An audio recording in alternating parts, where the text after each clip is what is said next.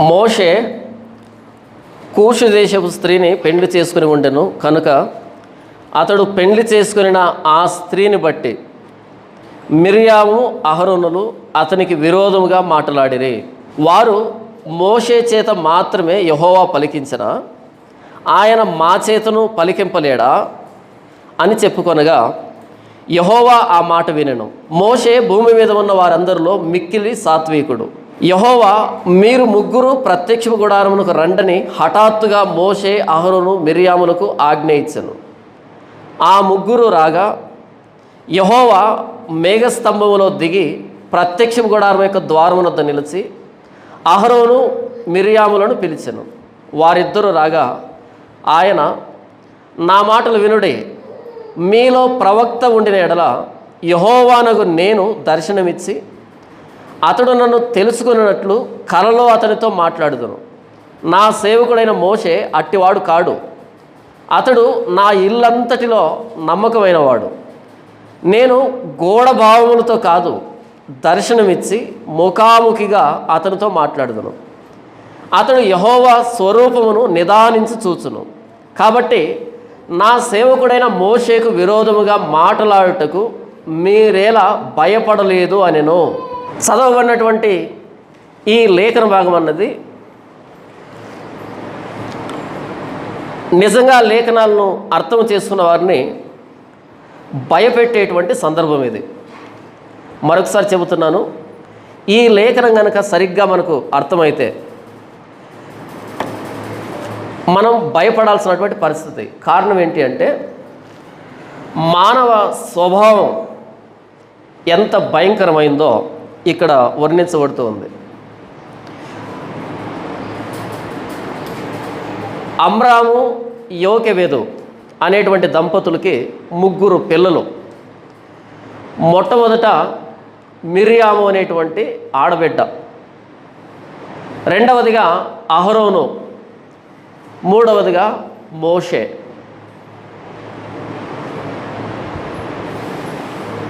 మిర్యాముకి అహరోనుకి దాదాపు 7 సంవత్సరాలు తేడా అని బైబిల్ పండితులు పేర్కొన్నారు.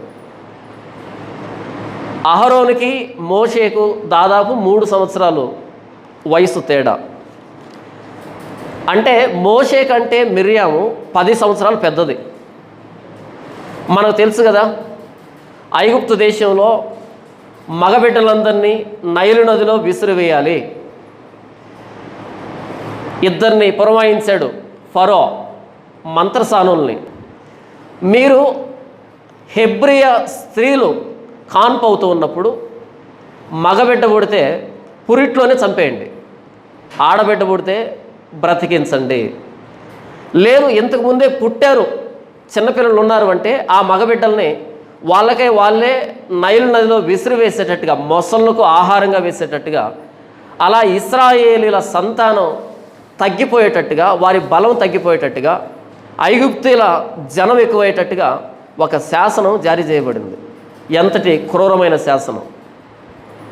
ఆ సమయంలో మోషే జన్మించడం జరిగింది. అప్పటికే మిర్యాము 10 సంవత్సరాలు పెద్ద పిల్ల, అంటే 5వ తరగతి పిల్ల. అయితే మోషేను కొద్ది కాలం దాచిపెట్టారు, కుదరలే. ఇక నైల్ నదిలో విసిరివేయాలి. అయితే ఎక్కడో మనసులో ఈ బిడ్డ దేవుని చేత ప్రత్యేకంగా ఇవ్వబడ్డాడు అని వారికి అనిపించి నైలు నదిలో విసిరివేయడం ఎందుకు, ఒక జమ్ము పెట్టి చేసి, అంటే నీళ్లు లోపలికి ప్రవేశించినటువంటి కీలు పూసినటువంటి ఒక తొట్టి లాంటి దాన్ని చేసి అందులో మోషేను పడుకోబెట్టి ఆ నైలు నది నీళ్ళ మీద వదిలిపెట్టడం జరిగింది. ఎందుకంటే ఈ మరణాన్ని మా కళ్ళారా మేము చూడలేం, ఈ పెట్టె ఎంత దూరం వెళ్తుందో అనేటట్టుగా వదిలిపెట్టారు. తల్లి అయితే వదిలిపెట్టింది. అయితే అక్క మిర్యాము దాన్ని వదిలిపెట్టలే. ఆ ఒడ్డు వెంబడి నడుచుకుంటూ వెళ్తుంది. నదిలో తమ్ముడు వెళ్తున్నాడు, ఆ పెట్టెలో ఒడ్డున అక్క నడుచుకుంటూ వెళ్తుంది. నా తమ్ముడు ఏమవుతాడో చూడాలి అనేటట్టుగా నడుచుకుంటూ వెళ్తుంది. ఆ పెట్టె అలా నీళ్ళు కొట్టుకుని పోతుంది, అక్క పైన నడుచుకుంటూ పోతుంది. అయితే ఆ నైలు నది ఒడ్డున ఫరో అంతఃపురం ఉంది. ఆ అంతఃపురం ముంగిటి నుండి ఆ నైల్ నది వెళ్తే ప్రతిరోజు ఈ స్త్రీలు ఆ నైల్ నదిలో స్నానం చేసేవాళ్ళు, ఈ ఫరోకు సంబంధించినటువంటి స్త్రీలు. అలా స్నానం చేయడానికి వచ్చింది ఫరో కుమార్తె. ఏ ఫరో అయితే హెబ్రీల మగబిడ్డల్ని చంపాలి అనే శాసనాన్ని జారీ చేశాడో ఆ ఫరో కుమార్తె ఆ నీళ్ళలో దిగింది స్నానం చేయడానికి. స్నానం చేస్తుంటే అలంత దూరంలో పెట్టి వస్తూ ఉంది. తన చెలికెత్తలను పంపించి ఆ పెట్టెను తీసుకున్నామని చెప్పినప్పుడు తీసుకుని వస్తే అందులో మగబిడ్డ చూడగానే సుందరుడు. ఆవిడికి ఎంతో ఆనందం అనిపించింది. అలా బిడ్డను చూస్తూ ఉంటే ఆ ఒడ్డున ఒక అమ్మాయి కనిపించింది. ఎవరక్కడ, ఇలా రా అని పిలిస్తే ఆ అమ్మాయి దగ్గరకు వచ్చింది. ఆ అమ్మాయి ఎవరంటే మోషే అక్క. కానీ ఈ విషయం ఈ ఫరో కుమార్తెకు తెలియదు. అప్పుడు ఈ మిరియాం ఏం చెప్పిందంటే, అమ్మా మీకు అనుకూలమైతే ఈ బిడ్డకు పాలిచ్చి పెంచడానికి ఒక ఆవిడ్ని నేను తీసుకుని వస్తాను, ఒక హెబ్రీ స్త్రీని తీసుకుని వస్తాను అని చెప్పింది. మరి అంతే కదా, ఫరో కుమార్తెకు పెళ్లి కాలే, తను పాలు ఇవ్వలేదు. ఈ మిరియాము, అమ్మ మీరు నా పర్మిషన్ ఇస్తే, సెలవిస్తే ఒక హెబ్రీ స్త్రీని తీసుకుని వస్తాను, ఈ బిడ్డకు పాలిచ్చి మీకోసం పెంచేటట్టుగా అని సలహా చెప్పింది. ఇదేదో బాగుందని సరే తీసుకురమ్మంటే ఎవరిని తీసుకొని వచ్చింది? అమ్మనే తీసుకొచ్చింది. ఈ విషయం ఫరో కుమార్తెకు తెలియదు. మోషే చిన్నతనంలో మొసళ్ళకు ఆహారంగా మారి చీల్చబడి చంపబడవలసినటువంటి బిడ్డ. అలాంటి పరిస్థితిలో పుట్టినటువంటి వ్యక్తి మోషే. అయితే ఆ స్థితి నుండి తల్లి కూడా చేతులు ఎత్తేసినటువంటి ఆ స్థితి నుండి, తల్లిదండ్రులు ఇరువురు చేతులు ఎత్తేసినటువంటి ఆ స్థితి నుండి ఒడ్డు మీద నడుచుకుంటూ వెళ్ళి ఆ ఫరో కుమార్తె దగ్గరికి వెళ్ళి ధైర్యం చేసి నేను ఈ బిడ్డ కోసం ఒక ఆవిడ్ని తీసుకుని వస్తానని సలహా ఇచ్చి తన తల్లిని తీసుకుని వెళ్ళి ఇది ఎవరికి తెలియకుండా ఇంత కథ నడిపించినటువంటి మిరియాము, మోషే అక్క. ఎంతటి ప్రేమ కదా. చిన్న బిడ్డల్ని ఆడపిల్లలు ప్రేమించినంతగా మగపిల్లలు ప్రేమించలేరు కదా. చిన్న బిడ్డల్ని ఆడపిల్లలు ప్రేమించినంతగా మగబిడ్డలు ప్రేమించలేరు, చాలా ప్రేమిస్తారు. విషయం ఏంటంటే ఈ మగపిల్లలు పెద్ద అయిన తర్వాత వాళ్ళని జుట్టు పట్టుకొని వంగ తీసుకొడతారు కదా. అలా చిన్నతనంలో ప్రాణం పోవాల్సినటువంటి మోషేని దగ్గరుండి బ్రతికించుకుంది మిరియాము. దగ్గరుండి తల్లి చేత పాలు ఇప్పించింది మిరియాము. అలా తమ్ముడు ఆ ఫరో అంతఃపురంలో ఆటలాడుతూ ఉన్నప్పుడు చూసి సంబరపడిపోయింది మిరియాము. ఎంతటి ప్రేమ కదా. కానీ మానవ స్వభావం ఏంటంటే ఇంత ప్రేమించిన మిరియాము ఇక్కడ మోషే మీద ఒక తిరుగుబాటు చేస్తూ ఉంది. మొత్తం ఇశ్రాయేలు సమాజాన్ని మోషేకు వ్యతిరేకంగా ఉద్యమం చేపడుతూ ఉంది. ఇది మానవ స్వభావం.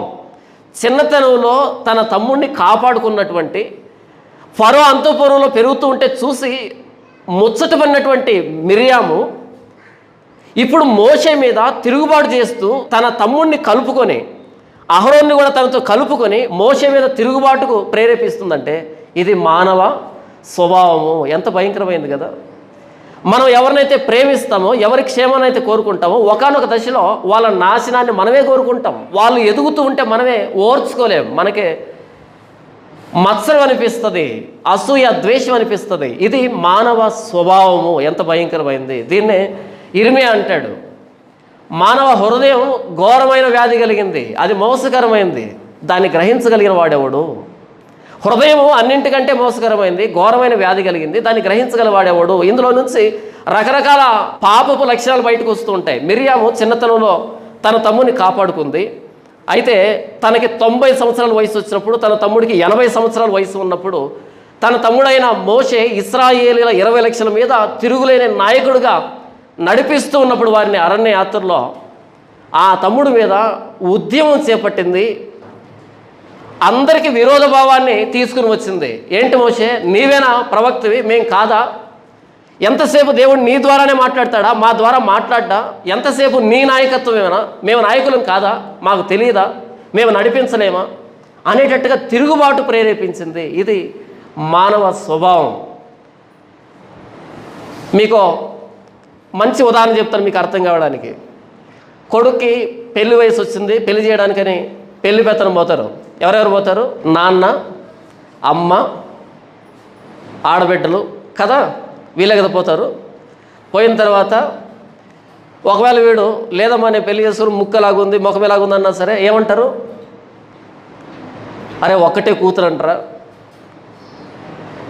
10 ఎకరాల మామిడి తోట అంటారా, ఆ చెవిలో కమ్ములు చూసావా కనీసం 6 తులాలు ఉంటాయి అనేటట్టుగా మొత్తానికి వాడు వద్దన్నా సరే నచ్చజెప్పి మరి పెళ్లి చేస్తారు. అంటే వీడికి నచ్చలేదు కానీ వీళ్ళకి నచ్చింది, ప్రత్యేకించి అమ్మకు బాగా నచ్చింది. ఎందుకని? ఆ వడ్డాను, ఆ సరుడు, ఇవన్నీ లెక్కగట్టేది ఎవరు? అమ్మగారే కదా. మగాళ్ళదే ఉండదు పాపము. ఆ మైసూరు పాకులు, ఆ లడ్డు, ఆ బుడ్డగారెల దగ్గర మిగిలిపోతారు పాపం. ఇంకో లడ్డు పెడితే బాగుండు కదా అనేటట్టుకుంటారు. కానీ ఈ ఆడవాళ్ళకి లడ్డు మీద బుడ్డగారెల మీద ఉండదు. ఆ సరుడు, ఆ వడ్డాను, ఆ పట్టు చీరలు, ఆ కాలుకు వేసుకున్నటువంటి పారాని, ఇవన్నీ వెతుకుతుంటారు కదా. మొత్తానికి ఇంటికి తెచ్చుకుంటారు. ఇంటికి తెచ్చుకున్న తర్వాత ఒకవేళ కొడుకు కోడల మీద కోపడుతున్నా సరే ఈవిడే కదా నచ్చ చెప్పాలి. ఏ నోర్మయ్, ఎక్కడి నుంచో మన ఇంటికి వచ్చింది, అలా మాట్లాడచ్చా, అలా ప్రవర్తించవచ్చా అనాలి కదా. ఆహా, వాళ్ళిద్దరు కలిసి ఉన్నా సరే ఈవిడికి కంట్లో నిప్పులు పోసినట్టు ఉంటుంది. వాళ్ళిద్దరు కలిసి ఉన్నా సరే ఇప్పుడు ఈవిడి కడుపులో మంట, ఈవిడి కంట్లో నిప్పులు పోసినట్టుంటాయి. ఉండొచ్చా? వాడు వద్దన్న పెళ్లి చేసింది ఈవిడే. మహాలక్ష్మిలాగా ఉందంట, ధనలక్ష్మిలాగా ఉందంట, ఉంటుంది. కనకలక్ష్మిలాగా కూడా ఉంటుంది, ఎందుకంటే ఫుల్గా బంగారు ఉంది కదా. ఇంటికి వచ్చినప్పటి నుంచి వాళ్ళిద్దరు నవ్వుకుంటూ ఉంటే చూడలేదు పాపం. వాళ్ళిద్దరు కలిసి నవ్వితే ఈవిడికి బీపీ పెరిగిపోతూ ఉంటుంది. ఏమైందమ్మా అలాగున్నావు అంటే ఏం లేదులే అంటుంది. అంతా ఉంటుంది అక్కడే, ఏమీ లేదు కాదు. వాళ్ళు తింటూనా తట్టుకోలేదు, ఆ పాప నిద్రపోతున్నా తట్టుకోలేదు, మేల్కొన్నా తట్టుకోలేదు, పనిచేసా తట్టుకోలేదు. మరి నువ్వే తెచ్చుకున్నావు. మానవ స్వభావము. వీడు కొత్తగా వచ్చిన భార్య మోజులో పడి నన్ను మరిచిపోతాడేమో, నన్ను పట్టించుకోడేమో. అదెట్టవుతుంది? తల్లి స్థానం తల్లిదే, భార్య స్థానం భార్యదే కదా. తల్లి మీద ప్రేమ ఒకలాంటిది, భార్య మీద ప్రేమ ఒకలాంటిది, రెండు ఒకటి కాదు కదా. అవన్నీ మనకొద్దు. నన్ను మర్చిపోతాడేమో. అప్పుడు ఇంట్లోకి రాగానే అమ్మ అన్నం పెట్టనేవాడు, ఇప్పుడు ఇంట్లోకి రాగానే ఏమేవ్ అన్నం పెట్టు అంటున్నాడు. చూడు చూడు, అమ్మను మర్చిపోయాడు అప్పుడే. మిరియాము చిన్నతనంలో మోషేను బ్రతికించుకుంది. కానీ ఈవిడికి 90 సంవత్సరాలు, ఆయనకు 80 సంవత్సరాలు వచ్చేటప్పటికి ఇంత వయసు వచ్చిన ఈవిడ ఎంత పరిపక్వతతో ఆలోచించాలి. కానీ ఇప్పుడు మోషే మీద గొడవకు వచ్చింది. ఇది మానవ స్వభావం. మనం ఎవరినైతే ప్రేమిస్తామో ఒకానొక దశలో వారి మీదనే పగబడతాం, వారి మీదనే తిరుగుబాటు చేస్తాం, వారి నాశనాన్ని కోరుకుంటాం. మానవ స్వభావం అన్నది భయంకరమైంది అనే దానికి ఇక్కడ ఇంతవరకు నేను చెప్పాను. మోషే కూషు దేశపు స్త్రీని పెళ్లి చేసుకుని ఉండెను కనుక అతడు పెళ్లి చేసుకున్న ఆ స్త్రీని బట్టి మిరియాము అహరోనులు అతనికి విరోధముగా మాట్లాడిరి. సంఖ్యాకాండం 12వ అధ్యాయం వచ్చేటప్పటికి మోషే ఎవరిని పెళ్లి చేస్తున్నాడంట? కూషు దేశపు స్త్రీని పెళ్లి చేస్తున్నాడంట. చాలామంది మన క్రైస్తవ పాస్టర్లు చాలామంది 2 పెళ్ళిళ్ళు చేసుకుంటారు. ఒరే 2 పెళ్ళిళ్ళు ఎందుకు చేస్తున్నారంటే మోషే చేసుకోలేదా అని అంటారు. మోషే అంతకుముందే పెళ్ళి అయినటువంటి సిప్పోరాను పెట్టుకొని తర్వాత కూషు దేశపు స్త్రీని పెళ్లి చేసుకోలే. అప్పటికి సిప్పోరా చనిపోయింది. సిప్పోరా లేదు. సిప్పోరా ఉంటే కూషు దేశపు స్త్రీని పెళ్లి చేసుకోవాల్సిన అవసరం లేదు. ఇది బైబిల్ చరిత్ర. ధర్మశాస్త్రం తీసుకున్న మోషే ఆయన లేవీకాండంలో రాస్తాడు, ఇద్దరిని పెళ్లి చేసుకోకూడదు, చేసుకుంటే ఇద్దరికి తగాదా వస్తుంది, గొడవ వస్తుంది.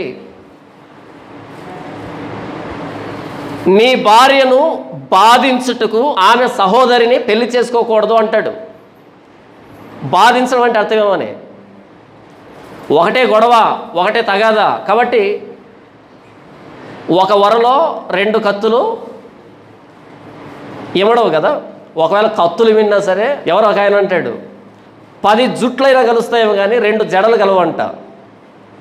10 జుట్లైనా కలుస్తాయంట కానీ 2 జడలు అస్సలు కలవు అంట.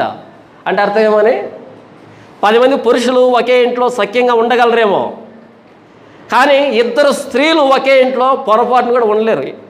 అది భార్య ఆడబిడ్డే ఉండలేరు. ఇక భార్య సవతి అయితే అసలు ఉండలేరు కదా, ఉండలేరు.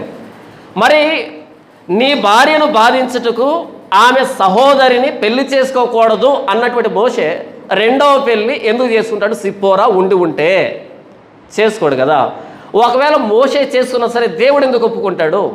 తోలు తీసి దండానికి ఆరేస్తాడు కదా కదా. ఆ రాయితో మాట్లాడమన్నాడు, ఆ రాయితో మాట్లాడకుండా టఫీమని కొట్టాడు. ఏమైంది? ఏదో పొరపాటులో వయసు ఎక్కువైంది కదా, మతివరపు కదా అనలే ఆయన.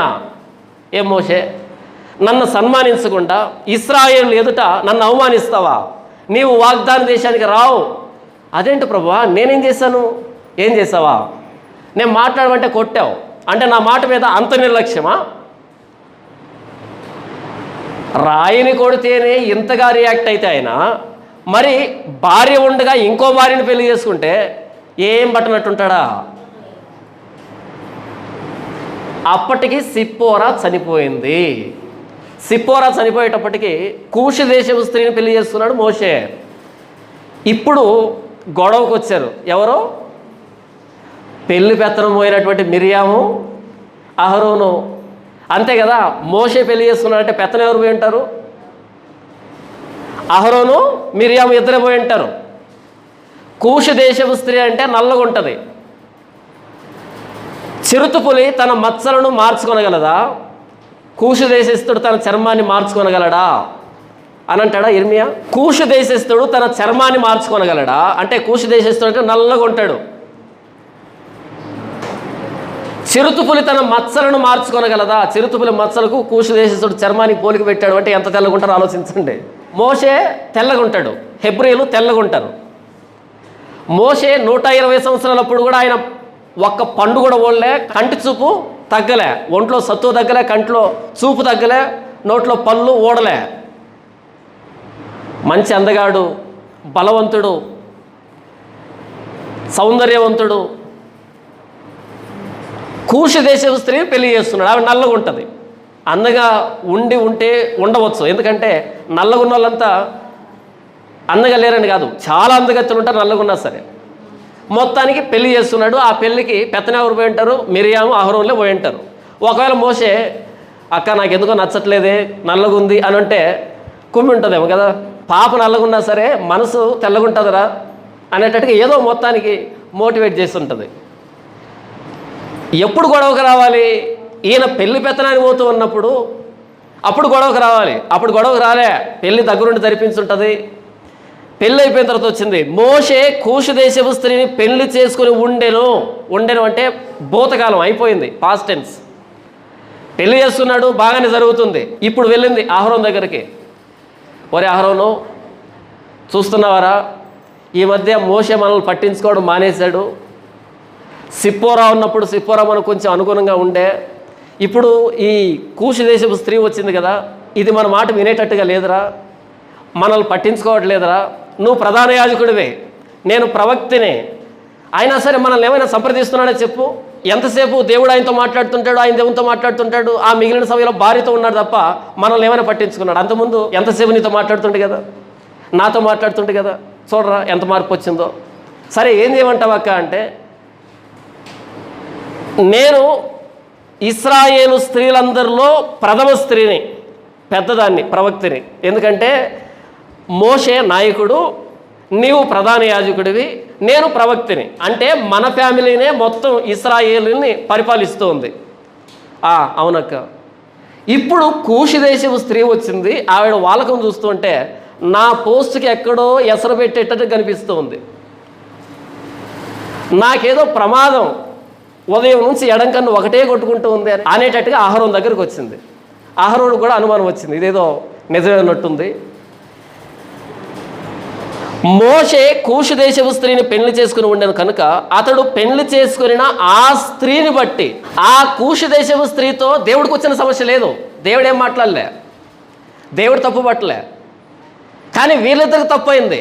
ఇప్పుడు గొడవ ఏంటంటే, నీవు ఇశ్రాయేలీయుడివై ఉండి లేవి గోత్రంలో పుట్టి పోయి కూషు దేశానికి సంబంధించిన స్త్రీని పెళ్లి చేసుకుంటావా? ఏ ఇశ్రాయేల్లో స్త్రీలు లేరా? అదేంటక్క, ఆ రోజు నువ్వే కదా దగ్గరుండి పెళ్లి జరిగించావు. అవునరా, మాట వరుసగా అన్నాను. అంత మాత్రం నువ్వు పెళ్లి చేసుకుంటావా? నీకు మనసులో ఉందిలే, అందుకనే పెళ్లి చేసుకున్నావు, నన్ను ఎప్పుడు పట్టించుకున్నావు. కానీ ఏదో మొత్తానికి మాట్లాడింది, గొడవ అయిపోతుంది అక్కడ.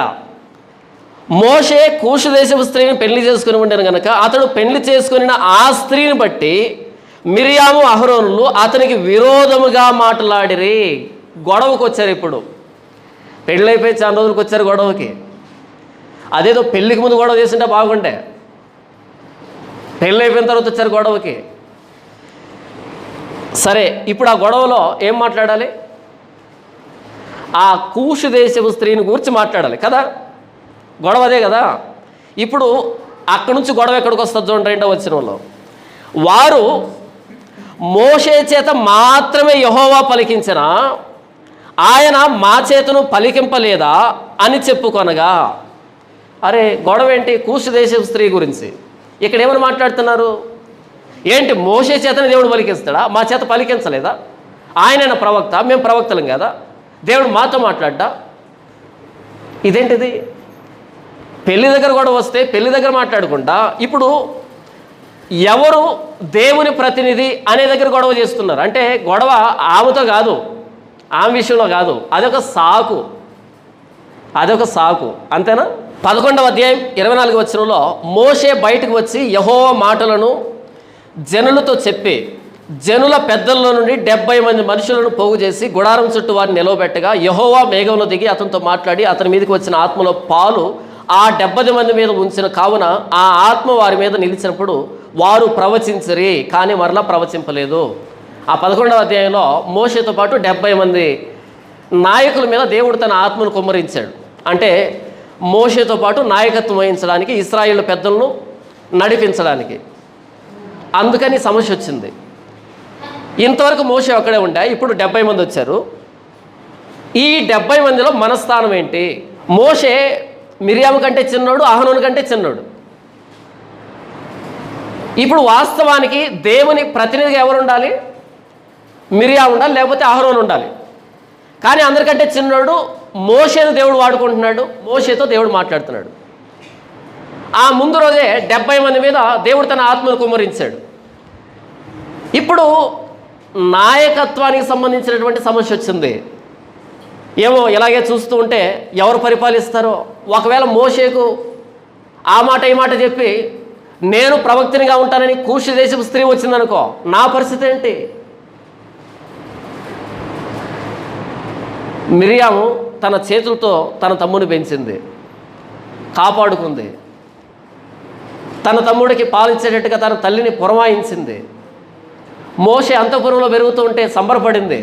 కానీ ఇప్పుడు ఎందుకో మోషే నచ్చటంలే మిరియాముకి. దేవుడు మోషేతో మాట్లాడుతుంటే నచ్చటంలే. కాబట్టి ఒక తిరుగుబాటుని తీసుకుని వచ్చింది మోషే నాయకత్వానికి విరోధంగా. ఎవరిని? మొత్తం ఇశ్రాయేలీయుల 20 లక్షల మందిని తిప్పుతుంది వ్యతిరేకంగా. ఎంతసేపు దేవుడు మోషేతో మాట్లాడతాడా? మాతో మాట్లాడ్డా? ఎర్ర సముద్రం దాటినప్పుడు మిరియాము తంబురులు సితారాలు వాయిస్తూ స్త్రీలందరూ నడిపిస్తుంది. అంటే స్త్రీలకి నాయకురాలు మిరియాము. అహరోను ప్రధాన యాజకుడు, మొత్తం ఇశ్రాయేలీయుల ఆ బలి వ్యవస్థకి, ఆ భక్తి వ్యవస్థకి నాయకుడు అహరోను. మోషే దేవుని ప్రతినిధి. ఏం తక్కువైంది? మొత్తం స్త్రీలందరికీ నాయకత్వం వహిస్తున్నావు కదా, చాలదా ఆ పదవి? అహరోను ప్రధాన యాజకుడు కదా, మొత్తం లేవీ గోత్రాన్ని నడిపిస్తున్నటువంటి దేవుని సంబంధమైన కార్యాల్లో ప్రధానుడు కదా, చాలదా ఈ పదవి? దేవుడు మనకు ఏ స్థానాన్ని ఇచ్చాడో ఆ స్థానంతో తృప్తి పడితే మంచిది. నాకు ఎంత సామర్థ్యం ఉందో దేవుడు తెలుసు, నాకు ఎంత సామర్థ్యం ఉందో దేవుడికి తెలుసు. నా సామర్థ్యాన్ని బట్టి దేవుడు నాకు తలాంతుని ఇస్తాడు. ప్రభువైన యేసుక్రీస్తు వారు ఒక ఉపమానం చెప్తాడు. ఒక యజమానుడు తన దాసులను పిలిచాడంట. ఒకనికి 1 తలాంతు ఇచ్చాడు, ఒకనికి 2 తలాంతులు ఇచ్చాడు, ఇంకొకనికి 5 తలాంతులు ఇచ్చాడు. అదేంటి, అందరికి 5 ఇవ్వలేదా? అందరికి 2 ఇవ్వలేదా? అందరికి 1 ఇవ్వలేదు? ఇవ్వలేదు. ఎందుకంటే వారి వారి సామర్థ్యాన్ని బట్టి ఇవ్వడం జరిగింది. ఒక్క తలాంతు ఇచ్చిన వాడి దగ్గర ఇంకో తలాంతు మాత్రమే ఆశిస్తాడు ఆయన. 4 ఎందుకు చేయలేదు అని అడగడు. 2 తలాంతులు ఇచ్చిన వాడి దగ్గర 2 తలాంతులు అడుగుతాడు ఆయన. 3 చేస్తే మంచిదే, కానీ 2 అడుగుతాడు. 5 తలాంతులు ఇచ్చిన వాడి దగ్గర 5 తలాంతులు అడుగుతాడు. ఎవరి సామర్థ్యం చొప్పున వారికి దేవుడు తలాంతుని ఇస్తాడు. ఒక్క తలాంతు తీసుకున్నవాడు అదేంటి వాడికి 5 ఇచ్చాడు, నాకెందుకు 1 ఇచ్చాడు అని అనకూడదు. ఎవరి సామర్థ్యం వారిదే.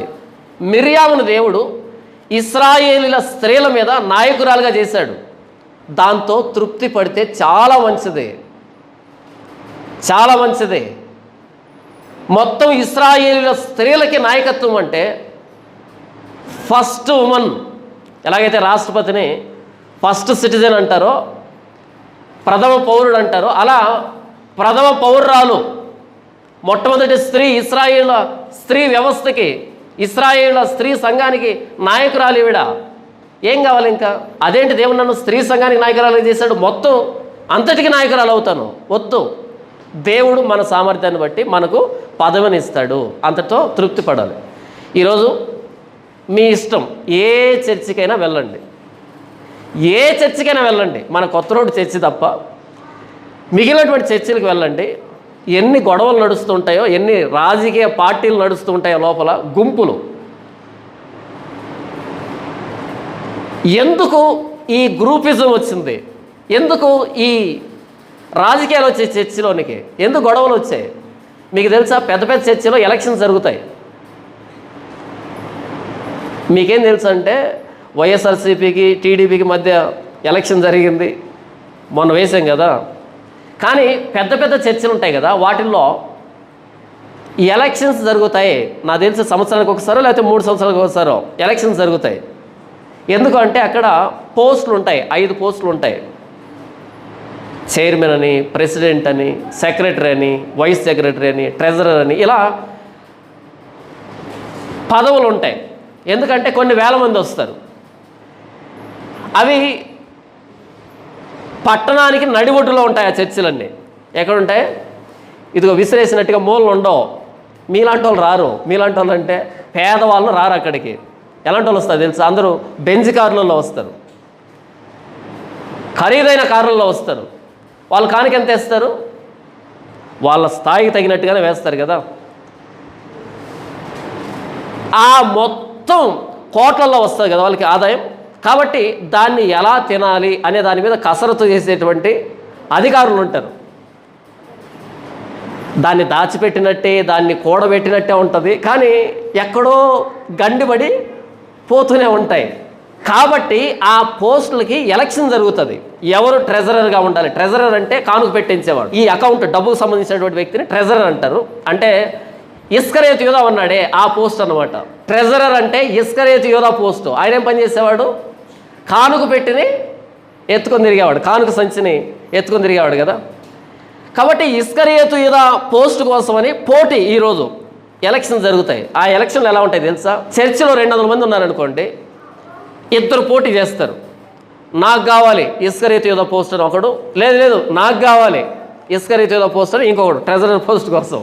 అప్పుడు ఏం చేస్తారంటే, నేను ఆ చర్చిలో ఉన్నటువంటి 200 మంది ఇంటికి తిరుగుతాను. మార్తమ్మ, నీ అమూల్యమైన ఓటు నాకే కావాలి, నీకేం కావాలి చెప్పు? ఫ్రిడ్జ్ కావాలన్నా, టీవీ కావాలన్నా, 10,000 డబ్బు కావాలన్నా అనేటట్టుగా మార్తమ్మను కొనేస్తాను.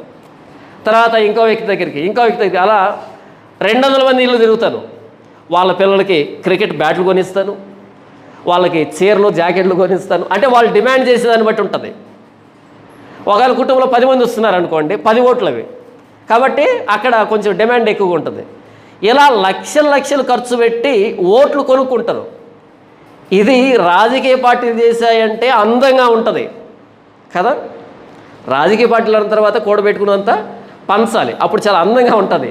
కానీ మీరు తీసుకోవద్దు సుమా, వాళ్ళకి అందంగా ఉంటుంది, తీసుకునేదానికి మన దరిద్రంగా ఉంటుంది. కానీ చర్చిల్లో పోటీపడి ఆ పోస్టుని కొనుక్కుంటారు అనమాట. అలా ఓట్లు వేయించుకుంటారు. ఆ ఓట్లలో గెలిచిన వాళ్ళే ట్రెజరర్ అవుతారు. నాకు తెలియక అడుగుతాను, వచ్చే కానుకని ఎంచడానికి లక్షల రూపాయలు ఎందుకు ఖర్చు పెట్టి ఓట్లు కొనుక్కుంటున్నారు? అంటే లక్షలు నొక్కడానికే కదా. నేనే ఎదురిచ్చి ఆ పోస్ట్ను కొంటున్నాను అంటే దీనికి 10 ఇంతలు లాగడానికే కదా. నిజంగా భక్తి సాగించేవాడైతే ఈ రొచ్చులో దిగడం అనవసరం అని ఆ రొచ్చుకి ఎంత దూరంగా వీలైతే అంత దూరంగా ఉంటాడు. అనవసరం ఇది. ఎవడో చైర్మనో ప్రెసిడెంటో వస్తాడు, ఏం ట్రెజరరు ఏదైనా మీటింగ్ పెట్టకూడదు అంటాడు. మీటింగ్ పెట్టకూడదు అంటే అర్థమేమని? మీటింగ్ పేరుతో 10 లక్షలు డ్రా చేయకూడదా అని. నికార్స్గా మీటింగ్ ఖర్చు అయ్యేది ఎంత అంటే 3 లక్షలు 4 లక్షలు, మరలా స్పాన్సర్స్ వస్తాయి. కానీ దాని పేరుతో ఒక 6 వెనకాల వేయచ్చు, వాడు 2 వీడు 2 ఇలా వేసుకోవచ్చు అనమాట. కాబట్టి ప్రతి అడ్డమైన దగ్గర సంతకం పెట్టాల్సి వస్తుంది, ప్రతి అడ్డమైన వాడికి కొమ్ము గాయాల్సి వస్తుంది. అవసరమా? అనవసరం కదా. చర్చిలో జరుగుతున్నటువంటి రాజకీయాలు ఎందుకు అంటే పదవి కోసం. మేం పెద్దగా ఉంటాం చర్చిలో, ఏమొస్తుంది ఏంటో తెలియదు, మరి దాంట్లో ఏం ముచ్చుంటో తెలియదు. నేను సంఘ పెద్దగా ఉండాలి, నేను పాస్టర్గా ఉండాలి. పోనీ వాక్యం ఏమని చెప్తా అంటే వాక్యం పొట్టకొస్తే అక్షరం రాదు. మరలా విస్తీర్ణం 5 ఎకరాలు, ఉదయాన్నే 10 దోశలు తినొచ్చి ఉంటాడు వేదిక మీదకి. వచ్చినప్పటి నుంచి ఆయాసం, తేపులు, దగ్గు. అవసరమా? ఒరే నా విస్తీర్ణం ఎంత, నేను వాక్యం చెప్పడానికి నిలబడుతున్నానే, శ్వాస ఆడొద్దని ఇంకిత జ్ఞానం ఉండొద్దా? ఉండదు. పెద్ద పెద్ద పాస్టర్లు అంటే ఎంత విస్తీర్ణం ఉంటే అంత పెద్ద పాస్టర్ అని. ఆ పాస్టర్ పదవిని ఎంతమందికి డబ్బు ఇచ్చి, ఎంత రికమెండేషన్ పెట్టి, ఎంతమంది చేత మాట్లాడించి తమాషా చెప్పమంటారా? నాకు ఆ పాస్టర్ పదవి కావాలని ఎమ్మెల్యే దగ్గరికి వెళ్తారు, లోకల్గా ఉండే ఎమ్మెల్యే దగ్గరికి వెళ్తారు, ఎంపీ దగ్గరికి వెళ్తారు. ఆ ఎంపీ ఈ చర్చిలకి హెడ్ ఉంటాడే, ఆయన కాల్ చేస్తాడు, ఈ పాస్టర్ గారు మనోడే, ఈయనకు పలానా దగ్గర పాస్టర్ పదవి కావాలి అని ఆయన రికమెండ్ చేస్తాడు. ఏంటి చర్చిలో వాక్యం చెప్పే పాస్టరు ఎంపీ దగ్గరికి వెళ్ళి, ఎమ్మెల్యే దగ్గరికి వెళ్ళి, అక్కడి నుంచి ఈ మధ్య ఒక పాస్టర్ గారు నేరుగా ఎస్పీ దగ్గరికి వెళ్ళాడు, సార్ నన్ను చర్చి నుంచి బయట పంపించి ఇంకొకటికి ఇచ్చారు, నాకు ఆ పోస్ట్ కావాలా అని. ఎందుకు బయటికి ఎంటారా వీడంటే, వీడు పూర్వంబాకు పనిచేశాడు లోపల, వీడు ఎస్పీ దగ్గరికి వెళ్ళాడు వీళ్ళ బంధువు అని, సేమ్ క్యాస్ట్ అని. ఆయన ఫోన్ చేసి మరలా అక్కడ జాబ్ ఇప్పించాడు, అంటే పాస్టర్ పదవి ఇప్పించాడు. చెప్పండి, ఇదేనా చర్చి నడవాల్సిన పద్ధతి? ఇదేనా? చర్చిలో రాజకీయాలు, చర్చిలో గొడవలు, ఈ కుళ్ళు కుతంత్రాలు, తిరుగుబాట్లు, గ్రూపిజం ఏంటిదంటే దేవుడిచ్చిన స్థానాన్ని తృప్తి పడటం లేదు. దేవుడు మాకు ఈ స్థానాన్ని ఇచ్చాడు, దేవానికి స్తోత్రం అని తృప్తి పడటంలే. ఇంకో స్థానం కావాలి, ఇంకో స్థానం కావాలి, ఇంకో స్థానం కావాలి. దేవుడు నీకు ఇవ్వలేదు కదా, నీ సామర్థ్యం అది కాదు కదా. మోషే ఇశ్రాయేలును నడిపించడానికి సమర్థుడు కాబట్టి దేవుడు ఆయన నాయకుడిగా చేశాడు. అదే సామర్థ్యం మీ దగ్గర ఉంటే మీకు కూడా ఇచ్చిండు కదా. అహరోను ప్రధాన యాజకుడిగా ఉండగలడు కాబట్టి ప్రధాన యాజకుడిగా చేశాడు. మిర్యాము స్త్రీలను నడిపించగలదు కాబట్టి స్త్రీల సంఘానికి నాయకురాలుగా చేశాడు. కానీ ఈవిడికి ఈ పోస్ట్ వద్దంట, ఆయనకి ఆ పోస్ట్ వద్దంట. ఏ పోస్ట్ కావాలంట? మోషే స్థానం కావాలంట. మరి మోషే ఏం చేయాలి? ప్రధాన యాజకుడు పని చేయాలన్నా, స్త్రీల సంఘానికి నాయకుడు కావాలన్నా, అదంతా మాకు తెలియదు. ముందు మాకు ఆ పదవి కావాలి. మిర్యాము స్త్రీల సంఘానికి నాయకురాలు అంటే నాకు ఎంత చిన్న చూపుగా ఉంది. నాకు ప్రమోషన్ వద్దా? ఏం ప్రమోషన్ కావాలంటే మిర్యాము ది లీడర్, నాయకురాలు. ఎంత బాగుంటుంది తెలుసా? దేవుడిచ్చిన స్థానాన్ని తృప్తిపడడం మంచి విషయం. కొన్ని సందర్భాల్లో దేవుడు మనకి చిన్న చిన్న పదవులు ఇవ్వచ్చు. అంటే ఇక్కడ మీకు అవన్నీ తెలియదు, పెద్ద పెద్ద చర్చల గురించి మాట్లాడుతున్నాను. దేవునితో మనకు సరైన సంబంధం ఉంటే చాలదా? మనకు treasury post, chairman post, president post, ఈ పోస్టులు అవసరమా? దేవునితో సరైన సంబంధం కలిగి ఉంటే ఇంతకు మించిన పదవా? రేపు చనిపోయిన తర్వాత నువ్వు ట్రెజరర్వా, చైర్మన్వా, దీన్ని బట్టి పరలోకంలో స్థానం ఉండదు. నాతో ఎంత సక్రమమైన సంబంధాన్ని కలిగి ఉన్నావు, నా మాటకు ఎంత గౌరవాన్ని ఇచ్చావు, నేను నీకు ఇచ్చినటువంటి తలాంతును ఎంత నమ్మకంగా ఉపయోగించావు అనే దాన్ని బట్టి ఉంటుంది తప్ప నీవు ట్రెజరర్కి ఎన్నిసార్లు నామినేట్ అయ్యావు, చైర్మన్కి ఎన్నిసార్లు ప్రమోట్ అయ్యావు, దీన్ని బట్టి పరలోకంలో స్థానం ఉండదు. ఈరోజు పెద్ద పెద్ద చర్చిల్లో ఈ పదవుల కోసం కుమ్ములాట, కుళ్ళు రాజకీయాలు, గ్రూపిజం, అచ్చంగా బయట ఉన్నటువంటి రాజకీయ లక్షణాలన్నీ చర్చిలోకి వచ్చే కారణం ఏంటంటే దేవుడిచ్చినటువంటి స్థానం వారికి రుచించటం వల్ల వీళ్ళకి కావలసినటువంటి స్థానం కోసం ఈ ప్రాకులాట. మోషే కూషు దేశపు స్త్రీని పెళ్లి చేసుకుని ఉండను కనుక అతడు పెళ్లి చేసుకున్న ఆ స్త్రీని బట్టి మిర్యాము అహరోనులు అతనికి విరోధముగా మాట్లాడిరే. వారు మోషే చేత మాత్రమే యెహోవా పలికించనా, ఆయన మా చేతను పలికింపలేదా అని చెప్పుకొనగా యెహోవా ఆ మాట వినెను. మోషే స్పందించలే. ఏంటక్క అలా మాట్లాడుతున్నావు, ఏంటన్నా అలా మాట్లాడుతున్నావు అని మోషే స్పందించలే. మోషే మౌనంగా ఉన్నాడు. ఏం మాట్లాడతాడు? అదే అంటుంటారు కదా, కడుపు దించుకుంటే ఎక్కడ పడుతుంది? కాళ్ళ మీద పడుతుంది అంట. కడుపు దించుకుంటే కాళ్ళ మీద పడుతుందని మాట్లాడుతూ ఉన్నది సజ్జ అక్క, మాట్లాడుతున్నది సజ్జ అన్న మాట్లాడుతున్నాడు. ఇప్పుడు మోషే ఏం మాట్లాడాలి? తన చేతులతో పెంచినటువంటి అక్క, తన ప్రాణాన్ని కాపాడినటువంటి, తాను ఎదుగుతూ ఉంటే ముచ్చట పడినటువంటి అక్క ఎదురుగా మాట్లాడుతూ ఉన్నది. తన అన్న మాట్లాడుతూ ఉన్నది. ఏం మాట్లాడాలో తెలియటం లే మోషేకి, ఏం చెప్పాలో తెలియటం లే, మౌనంగా ఉన్నాడు. అయితే యెహోవా ఆ మాట వినెను. ఎవరు జోక్యం కలుగు చేసుకున్నారు? దేవుడు జోక్యం కలుగు చేసుకున్నాడు. ఎందుకంటే మోషేకు ఆ స్థానాన్ని ఇచ్చిన దేవుడు కాబట్టి, ఇప్పుడు ఆ స్థానం విషయంలో గొడవ జరుగుతుంది కాబట్టి దేవుడు జోక్యం కలుగు చేసుకున్నాడు. మనకు దేవుడు ఇవ్వని దాని విషయంలో మనం కనుక తోక జాడిస్తే దేవుడు జోక్యం కలుగ చేసుకుంటాడు. మంచిది కాదు. దేవుడు మనల్ని ఏ స్థానంలో పెట్టాడో ఆ స్థానంలో ఉంటే మంచిది. అది కాదని మనకు లేని దాన్ని అందుకునే ప్రయత్నం చేస్తే ఏది మన స్వార్థం కోసం. దేవుడు మనకు ఒక తలాంతుని ఇచ్చాడు అంటే దాని ద్వారా దేవుని మహింపరచడానికి. మనం ఇంకో తలాంతుని ఆశిస్తున్నామంటే మనల్ని మనం మహింపరచుకోవడానికి. మరొకసారి చెప్తున్నా వినండి, దేవుడు మనకు ఒక తలాంతుని ఇచ్చాడు అంటే దాని ద్వారా మనం దేవుని మహింపరచడానికి. మనం ఇంకో తలాంతుని అడుగుతున్నామంటే దాని ద్వారా మనల్ని మహింపరచుకోవడానికి. తప్పు. కృపావరాన్ని ప్రార్థన చేస్తే కదా ఇచ్చేది ఆయన. మనల్ని రక్షించుకున్నప్పుడే ఇస్తాడు.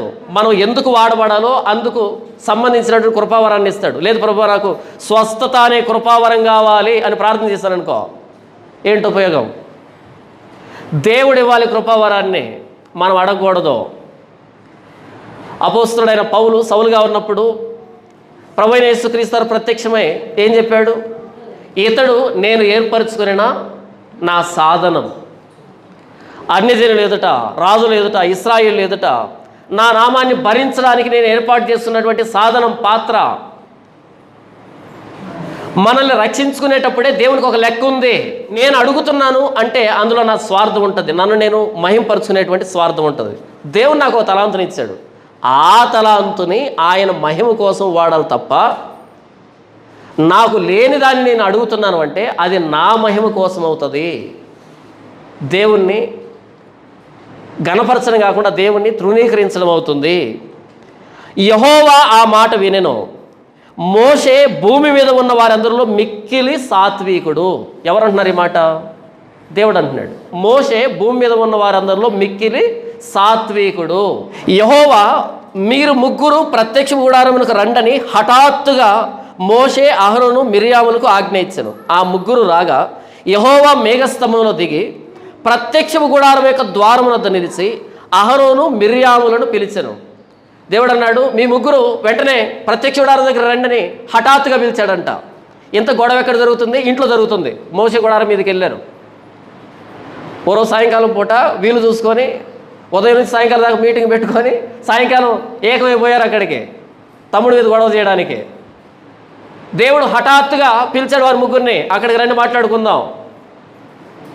ఒకవేళ మిర్యాము స్థానంలో మీరుంటే, అహరోను స్థానంలో మీరుంటే, మీరు ప్రత్యక్ష గుడారం దగ్గరికి వెళ్తూ ఉన్నప్పుడు మీ గుండె ఎంత వేగంగా కొట్టుకుంటుంది? నిమిషానికి ఎన్నిసార్లు కొట్టుకుంటుంది గుండె? 72 సార్లు సగటున కదా. వీళ్ళకి 172 కొట్టుకున్న ఆశ్చర్యం అక్కర్లేదు, ఎందుకంటే పిలుస్తూ ఉన్నది ఎవరో? దేవుడు. అంతెందుకు, ఒక కానిస్టేబుల్ ఫోన్ చేసి మీరు ఒకసారి స్టేషన్ దగ్గరికి రండి మాట్లాడాలంటే మీకు ఎలాగుంటుంది కదా. కానిస్టేబుల్ ఫోన్ చేస్తేనే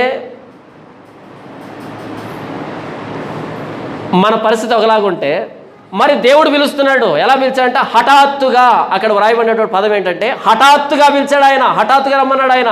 వెంటనే రావాలి అక్కడికి. సీరియస్గా పిలిచాడు. అహరోను పరిస్థితి ఏంటి? మిర్యాం పరిస్థితి ఏంటి?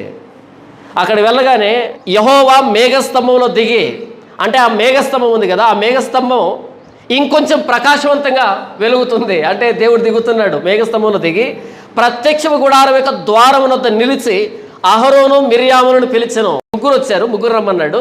ముగ్గురు వచ్చిన తర్వాత దేవుడు అన్నాడు, మోషే నువ్వు ఎక్కడే ఉండవు, నీతో నాకేం పని లేదు, కానీ మీరిద్దరు ముందుకు రండి ఎలా అన్నాడు. చిన్నపిల్లలకు బాగా ఎక్స్పీరియన్స్ ఉంటుంది. టీచర్ ముగ్గురు లేపి నువ్వు అక్కడే ఉండి మీరిద్దరు ఇలా రండి అన్నాడు అనుకో, అంతే పోలియో డ్రాప్స్ ఒక్కొక్కటిగా కదా. వాడినేమో అక్కడ ఉండమన్నాడు, మమ్మల్ని ఇద్దరిని ముందుకు రమ్మన్నాడు. ఏంటి కథ? చింతబర్రెలు ఉండేవి అప్పట్లో, ఇప్పుడు చింతబర్రెలో వాడలేదు కాబట్టి మీరు స్మార్ట్ ఫోన్లో చెడిపోతున్నారు. కానీ మా చిన్నతనంలో అయితే చింతబర్రెలు ఉండేటివి. దాని ప్రత్యేకత ఏంటంటే ఇటువైపు కొడితే ఇటువైపు ఉండదు, అది ఈ మొత్తం తిరుక్కొని వస్తుంది ఒక రౌండు. ఇక్కడ దెబ్బేస్తే ఇలా రౌండ్ వేసుకుంటుంది అనమాట. అలా ఇటువైపు అటువైపు కొడితే మొత్తం అంతా రింగు రోడ్లు పడతాయి నడుము చుట్టూ. నువ్వు ఒక్కడే అక్కడ ఉండి మీ ఇద్దరు ఇలా ముందుకు రండి అంటే అప్పుడు మన పరిస్థితి ఏంటి? పిల్లలు బాగా తెలుసు కదా. మోషే అక్కడే ఉండు, నీతేం పని లేదు. ఈ మాట ముందే చెప్పాడు. మోషే మిక్కిలి సాత్వికుడు, చాలా మంచోడు, A grade student, first grade student Moshe, మీరిద్దరు రండి, మీరే హోంవర్క్ చేయండి. అలా దగ్గరికి వెళ్తున్నప్పుడు అహరోను పరిస్థితి ఏంటి, మిరియాం పరిస్థితి ఏంటి? కాబట్టి ఇప్పుడు దేవుని సన్నిధికి వ్యతిరేకంగా మాట్లాడడం, దేవుని సేవకు వ్యతిరేకంగా మాట్లాడడం, దైవజనులకు వ్యతిరేకంగా మాట్లాడడం బాగానే ఉంటుంది. ఒకానొక రోజు దేవుడు ఆయన స్పందించి మీరు దగ్గరకు రండి, మీతో మాట్లాడాలంటే ఏం సమాధానం చెప్తాం? ఏమని సమాధానం చెప్తాం? చాలామంది నాకు ఫోన్ చేసి బెదిరిస్తారు, అంటే పచ్చిబూతులు మాట్లాడతారు. ఎవరినో మనసులో పెట్టుకుంటారు, ఆయన అంటున్నావు అనేటట్టుగా పచ్చిబూతులు మాట్లాడతారు, గొడవ చేస్తారు.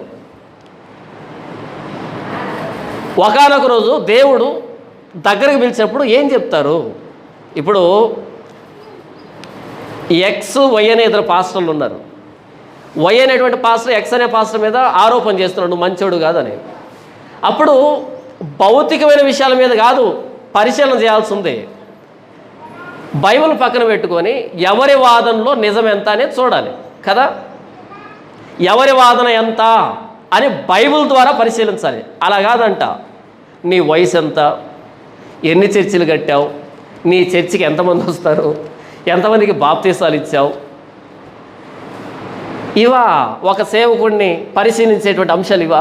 బైబిల్ పక్కన పెట్టుకొని బైబిల్లో ఉన్న వాక్యాన్ని బట్టి ఒక వ్యక్తిని బేరీజు వేయాలి. అది కాదంట, ఆయన 1000 సంఘాలు కట్టాడంట, నువ్వెన్ని కట్టావు చెప్పు. ఇది కాదు కదా. మోషే మీద గొడవకి వెళ్ళారు ఎవరు? ప్రవక్తయగు మిరియాము, ప్రధాన యాజకుడైన అహరోను. అంటే పెద్ద దైవజనులు వీళ్ళు, పెద్ద దైవజనులు వీళ్ళు. గొడవలు ఇలాంటి వాళ్ళ మధ్య వస్తాయి. ఎందుకంటే అహం, ఈగో. ఎంతసేపు మోషేనా, మేం కాదా, నేను ఎంతసేపు ప్రత్యక్ష గుడారంలోనే సేవ చేయాలన్నా, నేను మోషేలాగా స్వేచ్ఛగా తిరగొద్దా, నేను నాయకత్వం వహించొద్దా? అహరోను, నీకు ఆ పదవినిచ్చాడు దేవుడు, దాంతో తృప్తిపడు, దాన్ని ప్రేమించు, ఎంత ఆనందం ఉంటుంది చూడు. మిరియాము, దేవుడు నీకు ఏ స్థానాన్ని ఇచ్చాడు, దాంతో తృప్తిపడు, ఎంత ఆనందం ఉంటుంది చూడు. మోషే పదవికి ఉన్నటువంటి ప్రాముఖ్యత, దానికి ఉన్నటువంటి ప్రమాదము, దానికి ఉన్నటువంటి సమస్యలు ఆయన తెలుసు. తెలుగులో ఒక సామెత ఉంది, కిరీటం ధరించిన తలకి అసౌకర్యంగా ఉంటుంది అని. కిరీటం ధరించిన తల ఎలాగుంటుందంట? అసౌకర్యంగా ఉంటుంది. ఎప్పుడైనా వీధి నాటకాలు వేసే వాళ్ళు ఉంటారు, వాళ్ళు కిరీటం పెట్టుకొని వస్తారు కదా, ఒక్కసారి ఒక 2 నిమిషాలు పెట్టుకుంటారని తీసుకొని ఇలా తల మీద పెట్టుకోండి. ఇక్కడ నొక్కుంటుంది, ఇక్కడ నొక్కుంటుంది, తల ఇలా అలా తిప్పలేవు. చూడ్డానికేమో అబ్బో కిరీటం బంగారుది, అందులో ముత్యాలు ఉన్నాయి, వజ్రాలు ఉన్నాయి, అది ఉంది, ఆహా ఓహో బాగుంటుంది ఏది చూడ్డానికి. కానీ పెట్టుకొని చూడు, నేను తిప్పినట్టుగా తిప్పలేరు తల. ఇలా అంటే ఎలా ఒత్తుకుంటుంది, ఇలా అంటే ఎలా ఒత్తుకుంటుంది. కింద ఏదైనా తీసుకుందా అంటే టఫీమని కింద పడుతుంది. కిరీటం ధరించిన తల అసౌకర్యంగా ఉంటుంది. కానీ చూసేదానికి ఆయన మహారాజు అంటే ఆయన సీటు కింద ఉన్నటువంటి వేడి ఎంత ఉందో నీకేం తెలుసు. ఎంత పెద్ద స్థాయిలో ఉంటే అన్ని శోధనలు ఉంటాయి, అన్ని ప్రతికూల పరిస్థితులు ఉంటాయి కదా. మనం పెద్దవాడిని చూసి ఏమనుకుంటామంటే ఆయనకేంటండి అంటాం. కాదు కాదు, ఏ చెట్టుకి అంత గాలి, ఏ స్థాయికి సంబంధించిన సమస్యలు ఆ స్థాయిలో ఉంటాయి. మోషే పెద్ద స్థాయిలో ఉన్నాడు. ఆయనకేంటండి అంటే ఆయన సొంత అక్క సొంత అన్నే వచ్చారు, అంటే కుటుంబంలో గొడవలు వచ్చాయి. చెప్పండి ఇప్పుడు ఎవరికి చెప్పుకుంటాడు వెళ్ళి? సొంత అక్క సొంత అన్న తిరుగుబాటు చేస్తే అంటే అక్క ప్రేమకు దూరం అయిపోయాడు, అన్న ప్రేమకు దూరం అయిపోయాడు. ఆ అనురాగం దెబ్బతినింది, ఎందుకంటే ఆ స్థాయిని బట్టి. కానీ బయట వాళ్ళు ఏమంటారంటే మోషేకి ఏంటండి నాయకుడు అండి, ఆ నాయకుడికి అక్క ప్రేమ దూరమైంది, అన్న ప్రేమ దూరమైంది. ఏ స్థాయికి సంబంధించినటువంటి ప్రతికూల పరిస్థితులు ఆ స్థాయిలో ఉండనే ఉంటాయి. మనిషి ఎంత ఎత్తుకు వెళ్తూ ఉంటే అంత ప్రతికూల పరిస్థితులకి లోను కావాల్సి వస్తుంది. సొంత కుటుంబంలో గొడవ వచ్చింది, సొంత కుటుంబీకులకి నచ్చలే గొడవ. కిరీటం ధరించిన తలకి అసౌకర్యం. దేవుడు మన తల మీద కిరీటం పెట్టాడా? దాన్ని బట్టి ప్రభువుని స్తుతిద్దాం. ప్రభువా నన్ను నాయకుడిగా చేశావు, అయితే నీకు లోబడి పరిపాలన చేయడానికి సహాయం చేయని. లేదు, దేవుడు మనల్ని దాసులుగా పెట్టాడా? చిన్న వ్యక్తిగా పెట్టాడు. దేవా నీకు స్తోత్రం, నా తల మీద కిరీటం ఇవ్వడదని నాకు ఉత్త తలనే ఇచ్చావు, థ్యాంక్ యూ, కృతజ్ఞతలు అని చెప్తాం. దేవుడు ఉత్తి తలనే పెట్టాడు అంటే అది మన క్షేమం కోసమే. దేవుడు కిరీటం పెట్టాడంటే అది మన క్షేమం కోసమే. నా తల మీద కిరీటం ఉంటే బాగుండని మనం కదా అనుకోవాల్సిందే, ఆయన అనుకోవాలి. వారిద్దరూ రాగా ఆయన నా మాటలు వినుడే, మీలో ప్రవక్త ఉండిన ఎడల యెహోవానగు నేను దర్శనమిచ్చి అతడు నన్ను తెలుసుకున్నట్లు కలలో అతనితో మాట్లాడుదును. అహరోను మిర్యాము, ఒకవేళ మీలో ప్రవక్త ఉంటే, ఏ ప్రవక్త? అప్పటికే మిర్యాము ప్రవక్తి. ఏం మాట్లాడుతున్నాడు అంటే మోషే లాంటి నాయకత్వ లక్షణాలు మీలో ఉండి ఉంటే కనుక నేను దర్శన రీతిగా మీతో మాట్లాడతాను, నేను మీకు తెలిసేటట్టుగా నేను మీకు బయలుపరుచుకుంటాను. కానీ మీలో ఆ లక్షణాలు లేవు. నిర్గమకాండం 32, 33, 34 అధ్యాయాల్లో మనం చూస్తే 32లో ఈ బంగారు దూడ సందర్భంలో ఇశ్రాయేల్ అంతా వచ్చారు. మోషే సీనాయి పర్వతం మీద ఉన్నాడు, దేవునితో మాట్లాడుతున్నాడు, ధర్మశాస్త్రం తీసుకుంటున్నాడు. వీళ్ళు వచ్చారు. అహరోను మీ తమ్ముడైన మోషే ఏమైపోయాడో మనకు తెలియదు.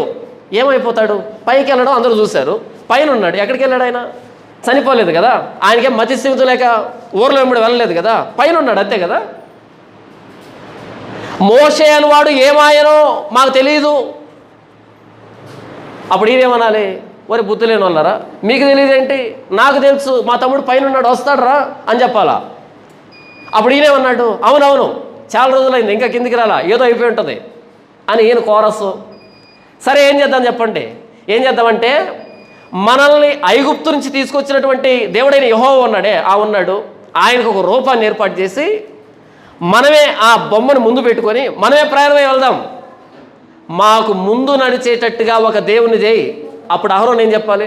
ఒరే నాయన, ఐగుప్తీయులు తోకజాడిస్తే 10 రకాల తెగులుతో దండించారా, చూడలేదా? తెలీదు ఆయన గురించి? కొల్లబెట్టారా ఐగుప్తు దేశాన్ని, ఎర్ర సముద్రాన్ని చీల్చారా, ఫరో సైన్యాన్ని ముంచారా, ఆయనకు విగ్రహాన్ని చేయడం ఏంట్రా, తాట తీసేస్తారా అని చెప్పాలి కదా. అలా చెప్పలే. అరే ఈ ఐడియా ఏదో బాగుంది, నాకు రాలేదే. సరే అయితే మనం ఈ ఇనుముతోనూ రాగితోనూ చీప్గా చేసుకోవద్దు, మంచి కాస్ట్లీ దేవుని చేసుకుందాం. మీ చెవులకి ముక్కులకు ఉన్నటువంటి బంగారు ఆభరణాలన్నీ పట్టుకొని రండి, మనం కాస్ట్లీ దేవుని చేసుకుందామని ఒక బంగారు దూడని చేశాడు. గడ్డి మేసే ఎద్దు రూపాన్ని చేశాడు. గడ్డి మేసే ఎద్దు రూపాన్ని చేసి ఇదే ఈయనే మిమ్మల్ని ఐగుప్తు దేశంలో తీసుకొచ్చిన యెహోవా ఇదే. ఇదా? ఇది అంటే ఇట్టు కదా. ఈయన అంటే హీ వ్యక్తి, ఇది అంటే వస్తువు కదా. వస్తువు దేవుడట్టయ్యా. మరి సీనాయి పర్వతం మీద మాట్లాడుతుంది ఎవరు? అదంతా వద్దు మాకు. మిమ్మలను ఐగుప్తు దేశం నుండి తీసుకుని వచ్చినటువంటి యెహోవా ఇదే. రేపు పండుగ, అప్పుడే దేవుడు, అప్పుడే పండుగ, అప్పుడే తిరునాల, అప్పుడే చాందిని బండ్లు. ఓ తిన్నారు, తాగారు, ఓ ఊగి తూగి సంబరాలు చేస్తున్నారు. కొత్తగా వచ్చిన దేవుడు కదా, మరి కొత్తగా భక్తి వస్తుందా లేదా? అప్పుడు దేవుడు అన్నాడు, మోషే ఒక్కసారి నీ చెవి అలా కిందికి మళ్ళించు. ఏంటి ప్రభా, యుద్ధం జరుగుతుందా? యుద్ధం కాదు అది. అది చుట్టుపక్కల రాజ్యాల వచ్చి యుద్ధం జరిగే యుద్ధం కాదు, అది నా మీద యుద్ధం ప్రకటించారు. ఇస్రాయేల్ మీదకి ఎవరో యుద్ధానికి రాలే, నా మీద యుద్ధాన్ని ప్రకటించారు ఇస్రాయేల్లో. ఎవరు ప్రభు అంత సాహసం చేసింది? మీ అన్న అహరోను దగ్గరుండి యుద్ధాన్ని ప్రకటించాడు. కిందికెళ్ళు. మోషే దాన్ని చూసి తన చేతిలో ఉన్న పలకలను నేలకేసి కొట్టి, అంటే ఆ కోపంలో దేవుడైన యెహోవాను విడిచిపెట్టి విగ్రహారాధనకు వెళ్ళారా అని కోపగించుకున్నాడు. మరి ఇలాంటి అహరోనుకి నెత్తి మీద కిరీటం పెడితే ఏం చేస్తాడు చెప్పు? రోజుకు ఒక దూడం చేయడు. కిరీటం లేకుండానే దూడం చేసినాడు. కిరీటం పెడితే రోజుకొక దూడం చేయడా? అందుకని అహరోను, నీ బుద్ధి నాకు తెలుసు నాయన. 10 మంది వచ్చి నీకు జిందాబాద్ కొడితే నువ్వు కింద నిలవబడు, పైన తిరుగుతుంటావు. ఆ రోజు ఇశ్రాయేలు వచ్చి మోషే ఏమైపోయాడో తెలియదు, కానీ మేమంతా ఏకగ్రీవంగా నిన్నే రాజుగా ఏర్పాటు చేసుకోవాలనుకుంటున్నాం, నాయకుడిగా నిలబెట్టాలనుకుంటున్నాం అనగానే నీకు ఏం చేయాలో పాల్పోలే. నాయకుడు అనగానే పూనకాలు వచ్చేసాయి నీకు, కాబట్టి దూడం చేసేసావు. కాబట్టి నీకు నాయకత్వ లక్షణాలు లేవని నేను ఇవ్వలేదు నాయన. వయసులో పెద్దోడివే కానీ ఎవరైనా పొగిడితే మాత్రం అస్సలు తట్టుకోలేవు, వాళ్ళు ఏమంటే చేస్తావు, కాబట్టి నీకు ఇవ్వలే. ఇక్కడ చూడండి, మిరియాం వచ్చింది. అక్క బాగున్నావా అని టీ ఇచ్చి మజ్జిగ ఇచ్చి పంపించుంటే బాగుండే. అలా కాకుండా కూర్చోబెట్టి ఏంటక్క ఏంటి విషయం అంటే, అరే మోషే ఏం చేస్తున్నాడు చూసావా అంటే, అప్పుడు ఏం చెప్పాలి? ఊరుకోక దేవుడు నాయకుడికి ఏర్పాటు చేస్తున్నాడు, మన తమ్ముడు కదా, మన తమ్ముడు నాయకుడైతే ఒకటి, మనం నాయకుడైతే ఒకట, మనమంతా ఒక తల్లి బిడ్డలం కదా, నీవే కదా అక్క మోషేను కాపాడింది ఆ నైల్ నది నుండి, నీవే కదా ఇంత విమోచన కార్యాన్ని చేసింది ఈ మోషే విషయంలో, అలా మాట్లాడకూడదక్క అనాల్సింది పోగొట్టి, అవునకు నాకు రాలే ఆలోచన. అక్కడ తాళం కొట్టాడు 32వ అధ్యాయంలో, ఇక్కడ తాళం కొట్టాడు. ఇప్పుడు ముందు మిరియాం వెళ్తూ ఉంటే వెనకాల వెళ్తున్నాడు. మోషే భార్య మీదకి వెళ్తున్నారు. నిన్నగాక మొన్న కూషి దేశం నుంచి వచ్చి మా అక్క మిరియాం పదవికి ఎసరు పెట్టేట్టున్నావు అంటే, అహరోను ఎవరు ఏది చెప్తే దాన్ని వినే రకం, కాబట్టి నాయకుడిగా ఉండేదానికి వీలు లేదు. ఎవరు నాయకుడిగా పనికొస్తారంటే ఎవరు చెప్పినా వినకూడదు. మరొక్కసారి, ఎవరు చెప్పినా వినకూడదు. మనం చేసే పని విషయమే మనకు సంపూర్ణమైన అవగాహన ఉండాలి, దేవుని అధికారానికి లోబడాలి, వాడు నాయకుడు అంటే.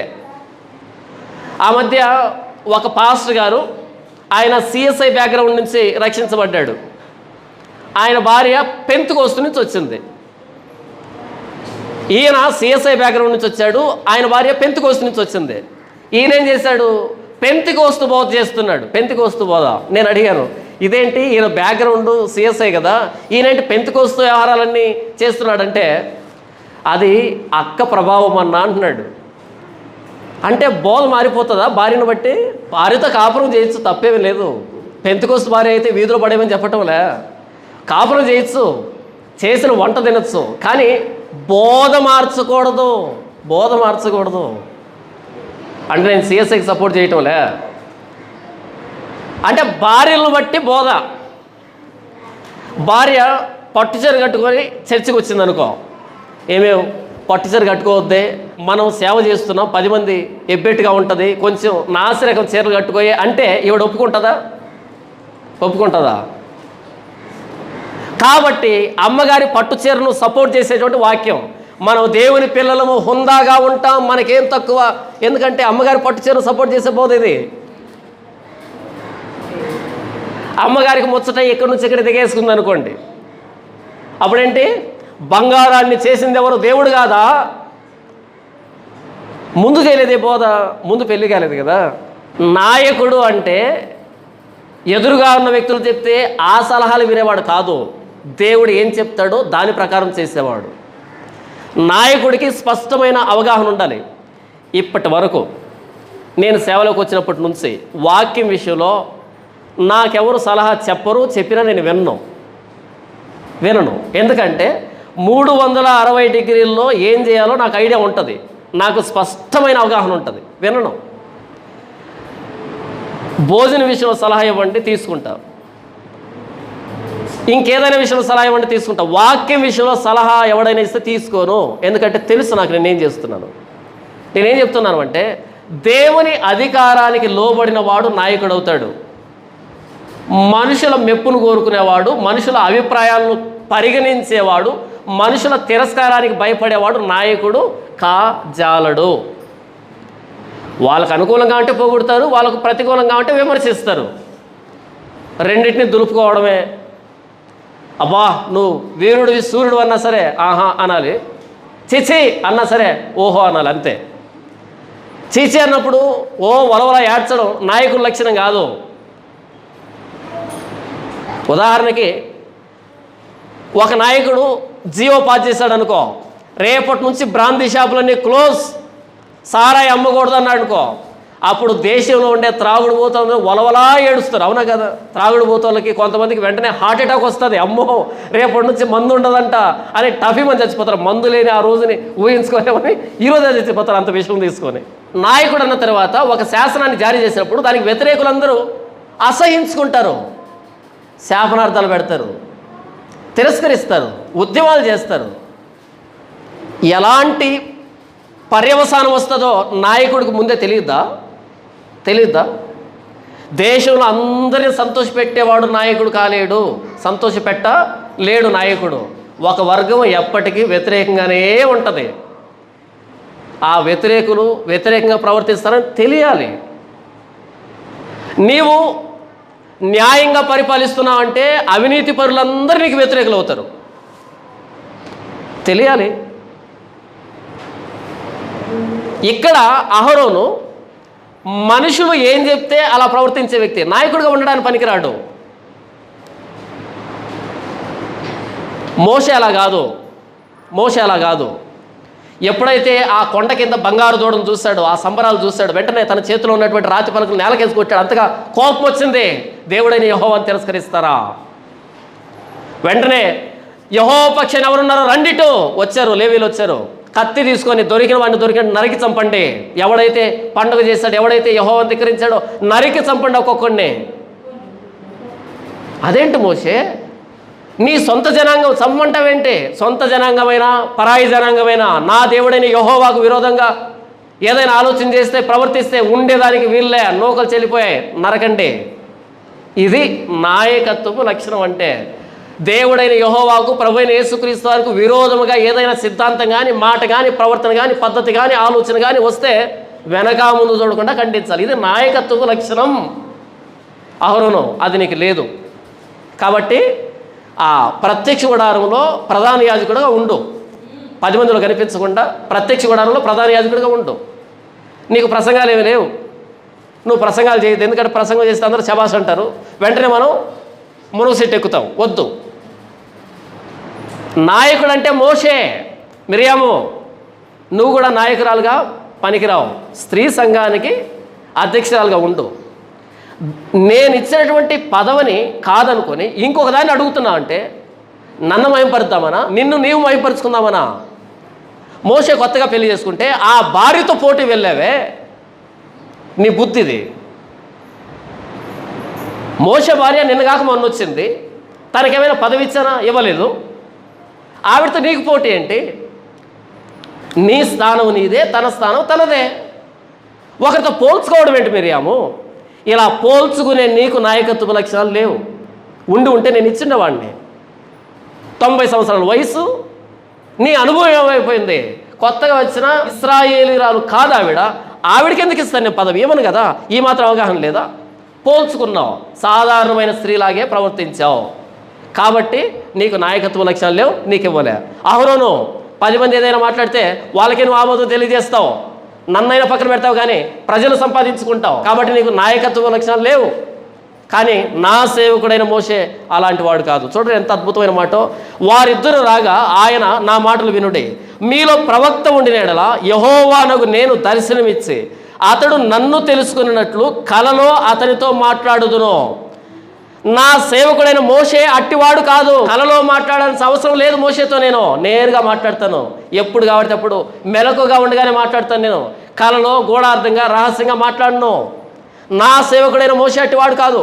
ఈ మధ్య పెంతెకొస్తలంతా ఈ రెఫరెన్స్ తీసుకొని ఎక్కువ నిద్రపోతున్నారు పాపం. మేలుకోవటంలే పెంతెకొస్తలు ఎక్కువసేపు మేలుకోరు, నిద్రపోతారు. ఎందుకని? దేవుడు ఎక్కడ మాట్లాడతాడంట? కలలో. చూసారా ఎంత అద్భుతమైన మర్మమో? మీరు ఎప్పుడైనా సరే పెంతెకోస్తలను చూడండి, వాళ్ళు నిద్రజీవులు, ఎక్కువ నిద్రపోతారు. ఎందుకు నిద్రపోతారని? దేవుడి కోసం నిద్రపోతారు. ఒరే ప్రార్థన చేయండి అంటే ప్రార్థనలో దేవునితో మాట్లాడేది ఏముండదు, కళ్ళు మూసుకొని అలా సైలెంట్గా ఉంటారు. ఎందుకు అంటే దేవుడు మాట్లాడతాడంట. ఎక్కువ నిద్రపోతారు ఎందుకంటే దేవుడు కళ్ళు చెప్తాడంట. పగలు 12 గంటలు ఉండేది నిద్రపోమని కాదు, బైబిల్ చదవాలి, ధ్యానించాలి కదా. ఇది సంఖ్యాకాండంలో మోషేకి సంబంధించి చెప్తున్నాడు. అంతేగాని మీరందరూ నిద్రపోండి, నేను కళ్ళు వచ్చి మాట్లాడుతుంటాను, మళ్ళీ ఫోన్ చేసి అన్న మాకు చెడ్డ చెడ్డ కళ్ళు వస్తున్నాయన్న ఏం చేయాలి? మేలుకో. ఎప్పుడు నిద్రపోయి దేవుడు నాతో మాట్లాడుతున్నాడు. ఏ కళ వచ్చినా దేవుడు నాతో మాట్లాడుతున్నాడు. ఇక్కడ మోషేతో అహరోన్తో మిరియాముతో మాట్లాడుతున్నాడు. మీరంతా నిద్రపోండి అని చెప్పటం. గబ్బిలాలాగా పగటిపూట కూడా నిద్రపోకూడదు, పగటిపూట పని చేయాలి. అయితే నా సేవకుడైన మోషే అట్టివాడు కాడు, అతడు నా ఇల్లంతటిలో నమ్మకమైన వాడు. నేను గూఢభావములతో కాదు, దర్శనమిచ్చి ముఖాముఖిగా అతనితో మాట్లాడుదును. అతడు యెహోవా స్వరూపం నిదానించి చూచును. కాబట్టి నా సేవకుడైన మోషేకు విరోధముగా మాట్లాడుటకు మీరేలా భయపడలేదు అనెను. అసలు మోషే గురించి దేవుడు మాట్లాడుతున్నట్టు మాటలు, ఆయన సాక్ష్యం ఎంత ఉన్నతంగా ఉంది కదా. నా సేవకుడైన మోషే మీలాంటోడు కాదు. అదేంటి? ఒకే తల్లికి పుట్టారు ముగ్గురు, ఒకే తల్లికి పుట్టారు. కానీ మోషే దేవుని ఆలోచనలో ఎంత ఉన్నతంగా ఉన్నాడు. వీళ్ళిద్దరూ ఎలా ఉన్నారు చూడండి. నా సేవకుడైన మోషే అలాంటోడు కాదు, అతనితో నేను ముఖాముఖిగా మాట్లాడతా, గోడబావుతో కాదు, నేరుగా మాట్లాడతా, ఒక స్నేహితునితో మాట్లాడినట్టుగా మాట్లాడతా. ఇది సాక్ష్యం అంటే. కనుక దేవుడిచ్చాడు, నాయకత్వపు పదవినిచ్చాడు. వీళ్ళు మిరియాము అహరోన్లు మేము కూడా దేవునితో నేరుగా మాట్లాడేటట్టుగా ప్రవర్తిస్తాం అనుకుని ఉంటే బాగుండేది. కానీ వీళ్ళు దేవునికి అంత సన్నిహితంగా లేకుండా, అంటే మోషే అంతటి సన్నిహితంగా లేకుండా మోసే స్థానం కావాలనుకున్నారు. గమనించండి, అందరూ నాయకత్వ లక్షణాలు కలిగి ఉండలేరు. మోషే నాయకుడు కానీ ప్రధాన యాజకుడు కాదు కదా. అహరోను ప్రధాన యాజకుడు, మిరియాము ప్రవక్తే. ఎవరి పదవిని వాళ్ళు ప్రేమించడం ప్రారంభించాలి, ఎవరి పదవిని వాళ్ళు ఇష్టపడడం ప్రారంభించాలి. నాకు ఏది క్షేమమో ఏది మేలో అదే దేవుడు చేస్తాడు. నాకు దేవుడు ఒకదాన్ని ఇవ్వలేదంటే అందులో నాకు క్షేమం లేదు, నేను అదే అనుకుంటాను. ఏదైనా చూసినప్పుడు దేవుడు నాకు దీన్ని ఎందుకు ఇవ్వలేదు అంటే అది నాకు మంచిది కాదు. దేవుడు నాకు దీన్ని ఎందుకు ఇచ్చాడు అంటే ఇది నా క్షేమం ఉంది, దీని ద్వారా దేవునికి మహిమ ఉంది కదా. మన పిల్లలకు మనం ఏదైనా కొనిచ్చేటప్పుడు ఎలా కొనిస్తాం? వాడి క్షేమాన్ని దృష్టిలో పెట్టుకొని మనం కొనిస్తాం కదా. అహరోను నీకు నేను ప్రధాన యాజకుడు పని ఎందుకు ఇచ్చాను అంటే దానికి నువ్వు సరిపోతావు. మిరియాము నేను నిన్ను ప్రవక్తిగా ఎందుకు చేశాను అంటే దానికి నువ్వు సరిపోతావు. మోషే నేను నాయకుడిగా ఎందుకు చేశాను అంటే మోషే నాయకుడిగా సరిపోతాడు.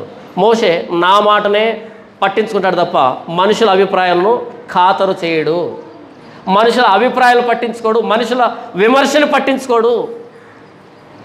నన్ను తీవ్రంగా తీసుకుంటాడు తప్ప జనులను తీవ్రంగా తీసుకోడు. మోషే నాయకుడు దేవుని అధికారానికి లోబడి ఉండాలి.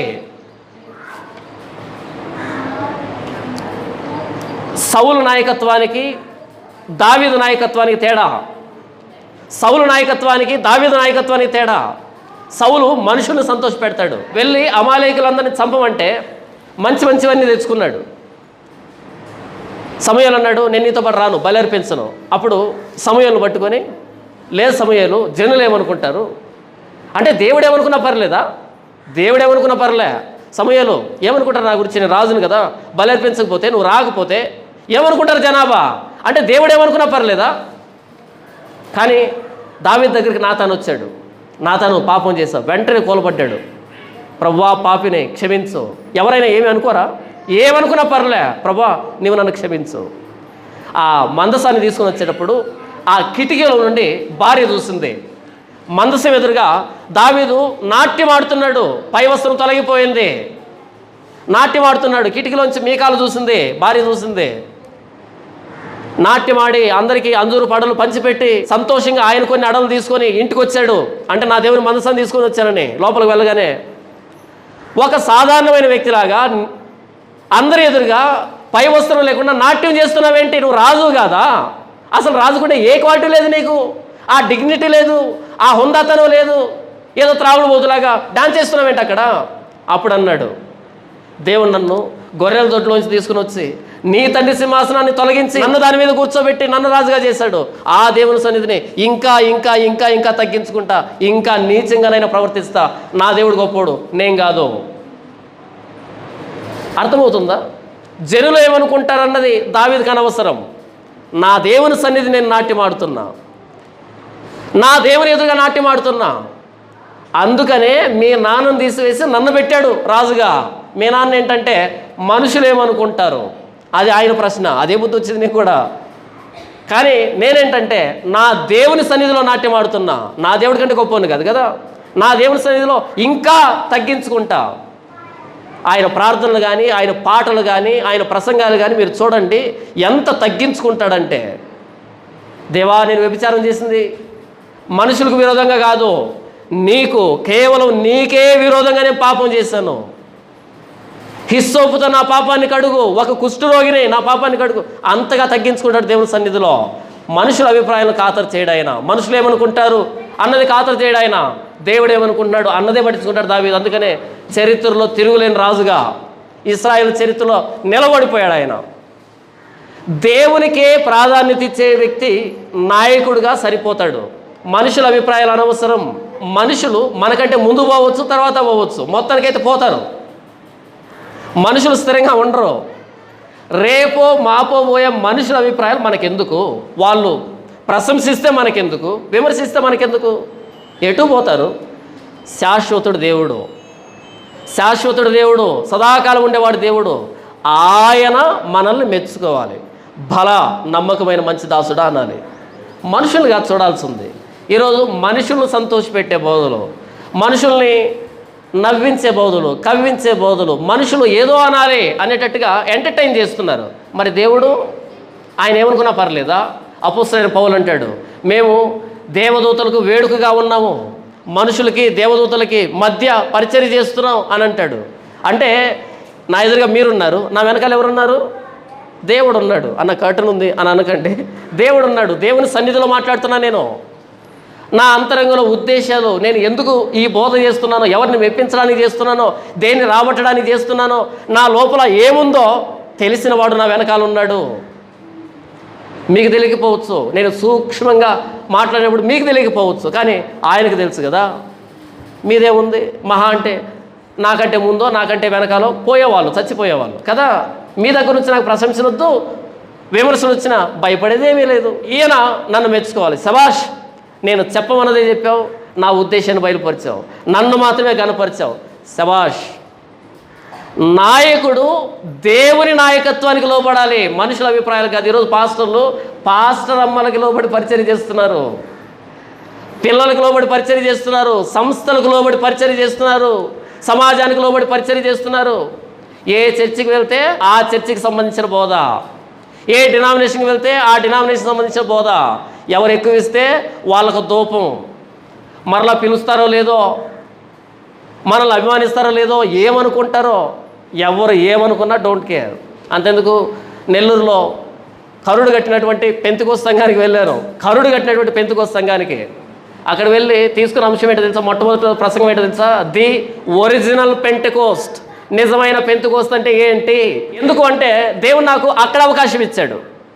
మొదట వెళ్ళొద్దు అనుకున్నా, లేదు వెళ్ళకపోతే వాళ్ళకి ఎలా తెలుస్తుంది? నేను వెళ్ళాలి కదా. అక్కడికి వెళ్ళి నిజమైన పెంతెకోస్తు అంటే ఏంటి కావద్దా ధైర్యం? రెండవ రోజు ప్రసంగం ఏంటో తెలుసా? పెళ్లి చేసుకోకుండా సేవ చేసేవాడు శాపగ్రస్తుడు అని చెప్పడం ప్రారంభించాను. రెండవ రోజు ప్రసంగం. వాళ్ళు పెళ్లి చేసుకోరు, వాళ్ళ చర్చికే వెళ్ళి పెళ్లి చేసుకోకుండా ఎవడైనా సేవకు వస్తే వాడిని నమ్మకండి, వాడు దొంగ, శాపగ్రస్తుడు, వాడు వ్యభిచారి అని చెప్పాను. ప్రభువా, నీ మీద భారం వేస్తున్నా. ఇది నీ చిత్తం కాదు, నీ ప్రణాళిక కాదు, నీవు ఏర్పాటు చేసిన క్రమం కాదు ఇది. తిమోతి పత్రికలో రాయబడింది వారు వివాహాన్ని నిషేధిస్తారని. కాబట్టి ప్రభువైన యేసుక్రీస్తు వారు ప్రాణం పెట్టిన ఈ సంఘంలో వ్యభిచారం జరిగేదానికి వీలు లేదు. పెళ్లి చేసుకోకుండా సేవ చేసామని నమ్మొద్దని పెళ్లి చేసుకున్నటువంటి సేవకులు ఎదురుగా నిలబడి మాట్లాడాను. చాలా బాధపడ్డారు, చాలా ఇబ్బంది పడ్డారు, చాలా నొచ్చుకున్నారు. అది యూట్యూబ్లో పెడితే చాలామంది ఫోన్ చేసి తిట్టారు, బూతులు మాట్లాడారు. ఒక వెంట్రుక ఊగదు కూడా. ఎందుకు అంటే నేనేం చేస్తానో నాకు తెలుసు, నేనేం మాట్లాడతానో నాకు తెలుసు. వాళ్ళను బుజ్జగించడానికి కాదు కదా నేను వెళ్ళేది. నా దేవుడు ఏం చెప్పాలనుకున్నాడో దాన్ని చెప్పడానికే వెళ్తాను. నా వైపు దేవుడు ఉంటే చాలు. మనుషులు ఎంతమంది తిట్టినా ఎంతమంది పొగిడినా నాకేమనిపించదు. మోషే మనుషుల అభిప్రాయాన్ని పట్టించుకోడు, దేవుణ్ణి మాత్రమే కనపరుస్తాడు. కాబట్టి అహరోను నీకు నేను ఆ పదవిని ఇవ్వలే, మిరియాము నీకు నేను ఆ పదవిని ఇవ్వలే. నా సేవకుడైన మోషే అటివాడు కాదు, మీలాంటి వాడు కాదు. నేను నేరుగా మాట్లాడగలను మోషేతో. అంతటి సన్నిహితుడు మోషే నాకు. ఎంతటి అద్భుతమైన సాక్ష్యం కదా. కొత్త నిబంధనకు వస్తే ప్రభువైన యేసుక్రీస్తు వారు ఎడతెరపు లేకుండా పరిచర్య చేస్తున్నాడు. ఆయన సహోదరులు, ఆయన తల్లి ఆయన పట్టుకోవడానికి వచ్చారంట. ఎందుకంటే మతి చెల్లించిందేమో అని. యేసు ప్రభు కంట మతి చెల్లించిందంట. అంటే అది పరిచర్య కాదా? పరిచర్య అంటే కొంచెం డీసెంట్గా, డిగ్నిటీగా ఒక అర్ధగంట వాక్యం చెప్తే 5 గంటలు రెస్ట్ తీసుకోవాలి కదా. అవునా కదా? పరిచర్య ఎలా ఉండాలి? అర్ధగంట వాక్యం అంటే మరలా ఇందులో ఏదో ఎక్స్పెక్ట్ చేయకండి. కథలో అర్ధగంట వాక్యం చెప్తే 5 గంటలు రెస్ట్ తీసుకోవాలి. ఈయనంటేనా 5 గంటల వాక్యం చెప్తున్నాడు. మతి చెల్లించిందేమో అని పట్టుకోవడానికి పోయారంట. తప్పు లేదులే. మోషే మీదకి అహరోను మిరియాములు వెళ్ళారు, యేసుప్రభుని పట్టుకోవడానికి వీళ్ళు వచ్చారు. కొత్త నిబంధనలో రాయబడిన మాట ఏంటంటే యేసుప్రభు సహోదరులైనను ఆయన ఎందుకు విశ్వాసం ఉంచలేదు. కొంచెం వ్యంగ్యంగా మాట్లాడతారు. ఎందుకు ఎక్కడున్నావు, అక్కడికి వెళ్ళు, పండగకి వెళ్ళు, అక్కడ కనబరుచుకో, ఇక్కడేంటి నీ అద్భుతాలు అనేటట్టుగా మాట్లాడతారు. యేసుప్రభు ఏమన్నారు? దయ్యం పట్టినోడు. దయ్యం పట్టింది ఆయనకి, దయ్యాలు వెళ్ళగొట్టి ఆయన్ని దయ్యం పట్టింది అన్నారు. ఇంకేమన్నావు చూడండి. దయ్యాలు ఆయన చూస్తే పారిపోతున్నాయి. అలాంటి ఆయనకి ఏమని బిరుదిచ్చారు? దయ్యం పట్టిందంటే యేసుప్రభుకి. మరి వీళ్ళ దయ్యం పట్టలేదు కదా, వీళ్ళు వెళ్ళగొట్టచ్చు కదా. మరలా అలా వెళ్ళగొట్టరు. ఈయన దయ్యం పట్టిందంట. ఆయన పాపులతో కలిసి తిని త్రాగుతూ ఉంటే ఈయన పాపులకు స్నేహితుడు. ఈయన తిండిపోతూ, అంటే వీళ్ళు తినరు, ఈయన ఒకటే తింటున్నాడు, వీళ్ళు తినరు. తిండిపోతూ ఎక్కడ మీటింగ్ పెట్టి వదిలిపెట్టినా వీళ్ళు తింటున్నాడు తిండిపోతూ. మేము అలా కాదు, చాలా డిగ్నిటీగా తింటాం మేము. ఇలా చిల్లర వ్యక్తులతో కూర్చోము. ప్రభువైన యేసుక్రీస్తు వారు శిలువ మీద వేలాడుతున్నాడు. వచ్చేమన్నారు? వీడు ఇతరులను రక్షించను, వీడు రక్షించుకోలేడు. అక్కడ కూడా యేసుప్రభు మీద నింద వేస్తున్నారు. నీవు నిజంగా ఇశ్రాయేలు రాజు అయితే కిందికి దిగు, అప్పుడు నమ్ముతాం. చివరికి ఆయనతో పాటు సిలువ అయిపోయినటువంటి దొంగలు, నీవు నిజంగా దేవుని కుమారుడు అయితే నీవు దిగి మమ్మల్ని కూడా దింపు, అప్పుడు నమ్ముతాం. యేసుప్రభు నేను రాజును అంటే శంకిస్తున్నారు. పిలాతో, నువ్వు రాజువా? అవును, నీవు అన్నట్టే. ఎక్కడ నీ రాజ్యం? నా రాజ్యం ఇహలోక సంబంధమైంది కాదు, పర సంబంధమైంది. ఎవరికి అర్థం కావటంలే. ఆయన్ను వెక్కిరిస్తున్నారు, గేలి చేస్తున్నారు. ముందు చెప్పబో సంగతులకు సాక్షార్థముగా మోషే పరిచారకుడై ఉండి దేవుని ఇల్లంతటిలో నమ్మకంగా ఉండెను. ఇదే మాట కదా, సంఖ్యాకాండ 12 మనం చదువుకున్నది. మోషే నా ఇల్లంతటిలో నమ్మకమైన వాడు, సాత్వికుడని. ఇక్కడ చూడండి, ముందు చెప్పబో సంగతులకు సాక్షార్థముగా మోషే పరిచారకుడై ఉండి దేవుని ఇల్లంతటిలో నమ్మకముగా ఉండెను. మోషే ఎక్కడ నమ్మకస్తుడంట? దేవుని ఇంటిలో కదా. 6వ వచనం చూడండి. అయితే క్రీస్తు కుమారుడై ఉండి, మోషే పరిచారకుడు, క్రీస్తు ఎవరు? కుమారుడు. పనివాడు గొప్పోడా, కుమారుడు గొప్పోడా? ఎంత నమ్మకం ఉన్నా పరిచారకుడే, కుమారుడు కుమారుడే. ఇక్కడ చూడండి, మోషే పరిచారకుడై ఉండి దేవుని ఇల్లంతట్లో నమ్మకంగా ఉండెను. అయితే క్రీస్తు కుమారుడై ఉండి ఆయన ఇంటి మీద నమ్మకముగా ఉన్నాడు. ధైర్యమును నిరీక్షణ వలనే ఉత్సాహమును తుదమట్టుకు స్థిరముగా చేపట్టిన ఎడల మనమే ఆయన ఇల్లు. ప్రభువైన యేసుక్రీస్తు కుమారుడు, ఆయన దేవుని ఇంటి మీద నమ్మకంగా ఉన్నాడు. ఎంత నమ్మకంగా? ప్రాణం పెట్టేంత నమ్మకంగా. మోషే సాత్వికుడు, ప్రభువైన యేసుక్రీస్తు వారు ప్రాణం పెట్టేంతగా తన్ను తాను తగ్గించుకున్నాడు. మిరియాము అహరోనులు మాట్లాడుతుంటే మోషే మాట్లాడలే, మౌనంగా ఉన్నాడు. అందులో అర్థం ఉంది, ఎందుకంటే ఆమె అక్క అన్న వాళ్ళు మాట్లాడుతున్నది. కానీ ప్రభువైన యేసుక్రీస్తు వారి ముఖం మీద ఉమ్ముతున్నారు, ఆయన పిడికిదులు గుద్దుతున్నారు, ఆయన్ని కొరడాలతో కొడుతున్నారు, మేకులతో కొడుతున్నారు, సిలువ మీద గేలి చేస్తున్నారు. యేసు ప్రభు మాట్లాడలే. ఎందుకని? మోషే కంటే కోటి రెట్లు శ్రేష్ఠుడు, నమ్మకమైన వాడు, సాత్వికుడు. ప్రభువైన యేసుక్రీస్తు వారు అంటారు కదా, ప్రయాసపడి భారం మోసుకొనిచున్న సమస్త జనులారా నా యొద్దకు రండి, నేను మీకు విశ్రాంతినిస్తాను. నేను సాత్వికుడను, దీన మనసు కలిగిన వాడిని కాబట్టి నా కాడి మీ మీద ఎత్తుకోండి అని అంటాడంట. ప్రభువైన యేసుక్రీస్తు వారు దేవాది దేవుడై ఉండి కుమారుడిగా ఈ లోకానికి వచ్చే ఎంత సాత్వికుడు అంటే, ఎంత దీన మనసు అంటే, ఆయన గాడిద పిల్ల మీద ఎక్కి యెరూషలేముకు ప్రవేశించాడు. గాడిద పిల్ల మీద కూర్చోవడం అంటే దీనత్వానికి తగ్గింపు గుర్తు. ఆయన గాడిద పిల్ల మీద ఎక్కితేనే సాత్వికం అనుకుంటున్నాం కదా, దీనత్వం అనుకుంటున్నాం కదా. ఆయన శిలువ మీదకి ఎక్కాడు, ఇంకెంత దీనత్వం. ఆయన శిలువ మీదకి ఎక్కేటప్పుడు శిష్యుల పాదాలు గడిగాడు, దాసుని స్వరూపం అది.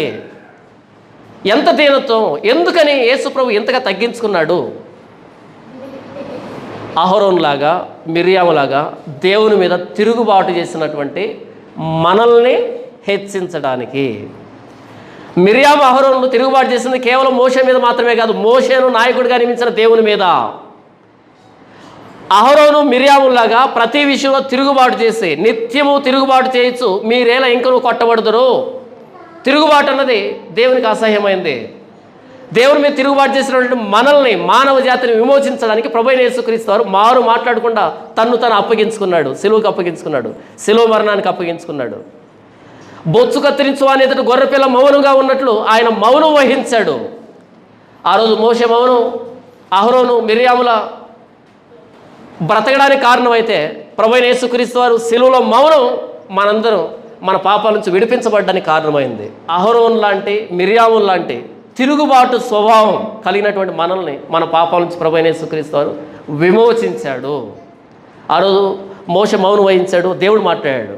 అయితే ప్రభువైన యేసుక్రీస్తు వారు సిలువ మీద నుంచి, తండ్రి వీరేం చేస్తున్నారు, వీరు ఎరుగురు కనుక వీరిని క్షమించు. ప్రభువైన యేసుక్రీస్తు వారు నోరు తెరిచింది దేనికంటే మనల్ని క్షమించమని వేయడానికి తప్ప మనల్ని శిక్షించమనడానికి కాదు. దీన్ని బట్టి మనం దేవుణ్ణి ఆరాధిస్తాం. తండ్రి, ఇంతవరకు మోషే మీద అహరోను మిర్యాములు సనిగినప్పుడు, విరోధంగా తిరుగుబాటు చేసినప్పుడు, ఆ సందర్భం ద్వారా నా ప్రభువైన యేసుక్రీస్తు వారు తిరుగుబాటు స్వభావం కలిగినటువంటి నన్ను విమోచించడానికి ప్రభువైన యేసుక్రీస్తు వారు ఆ సిలువ మరణాన్ని పొందేంతగా తను తగ్గించుకున్నాడు, విధేయత చూపించాడు.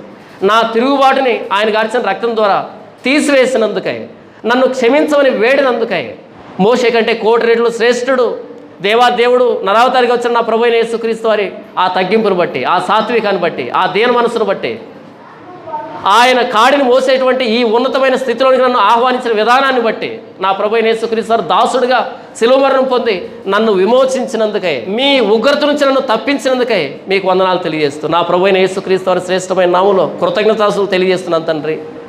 ఆమేన్.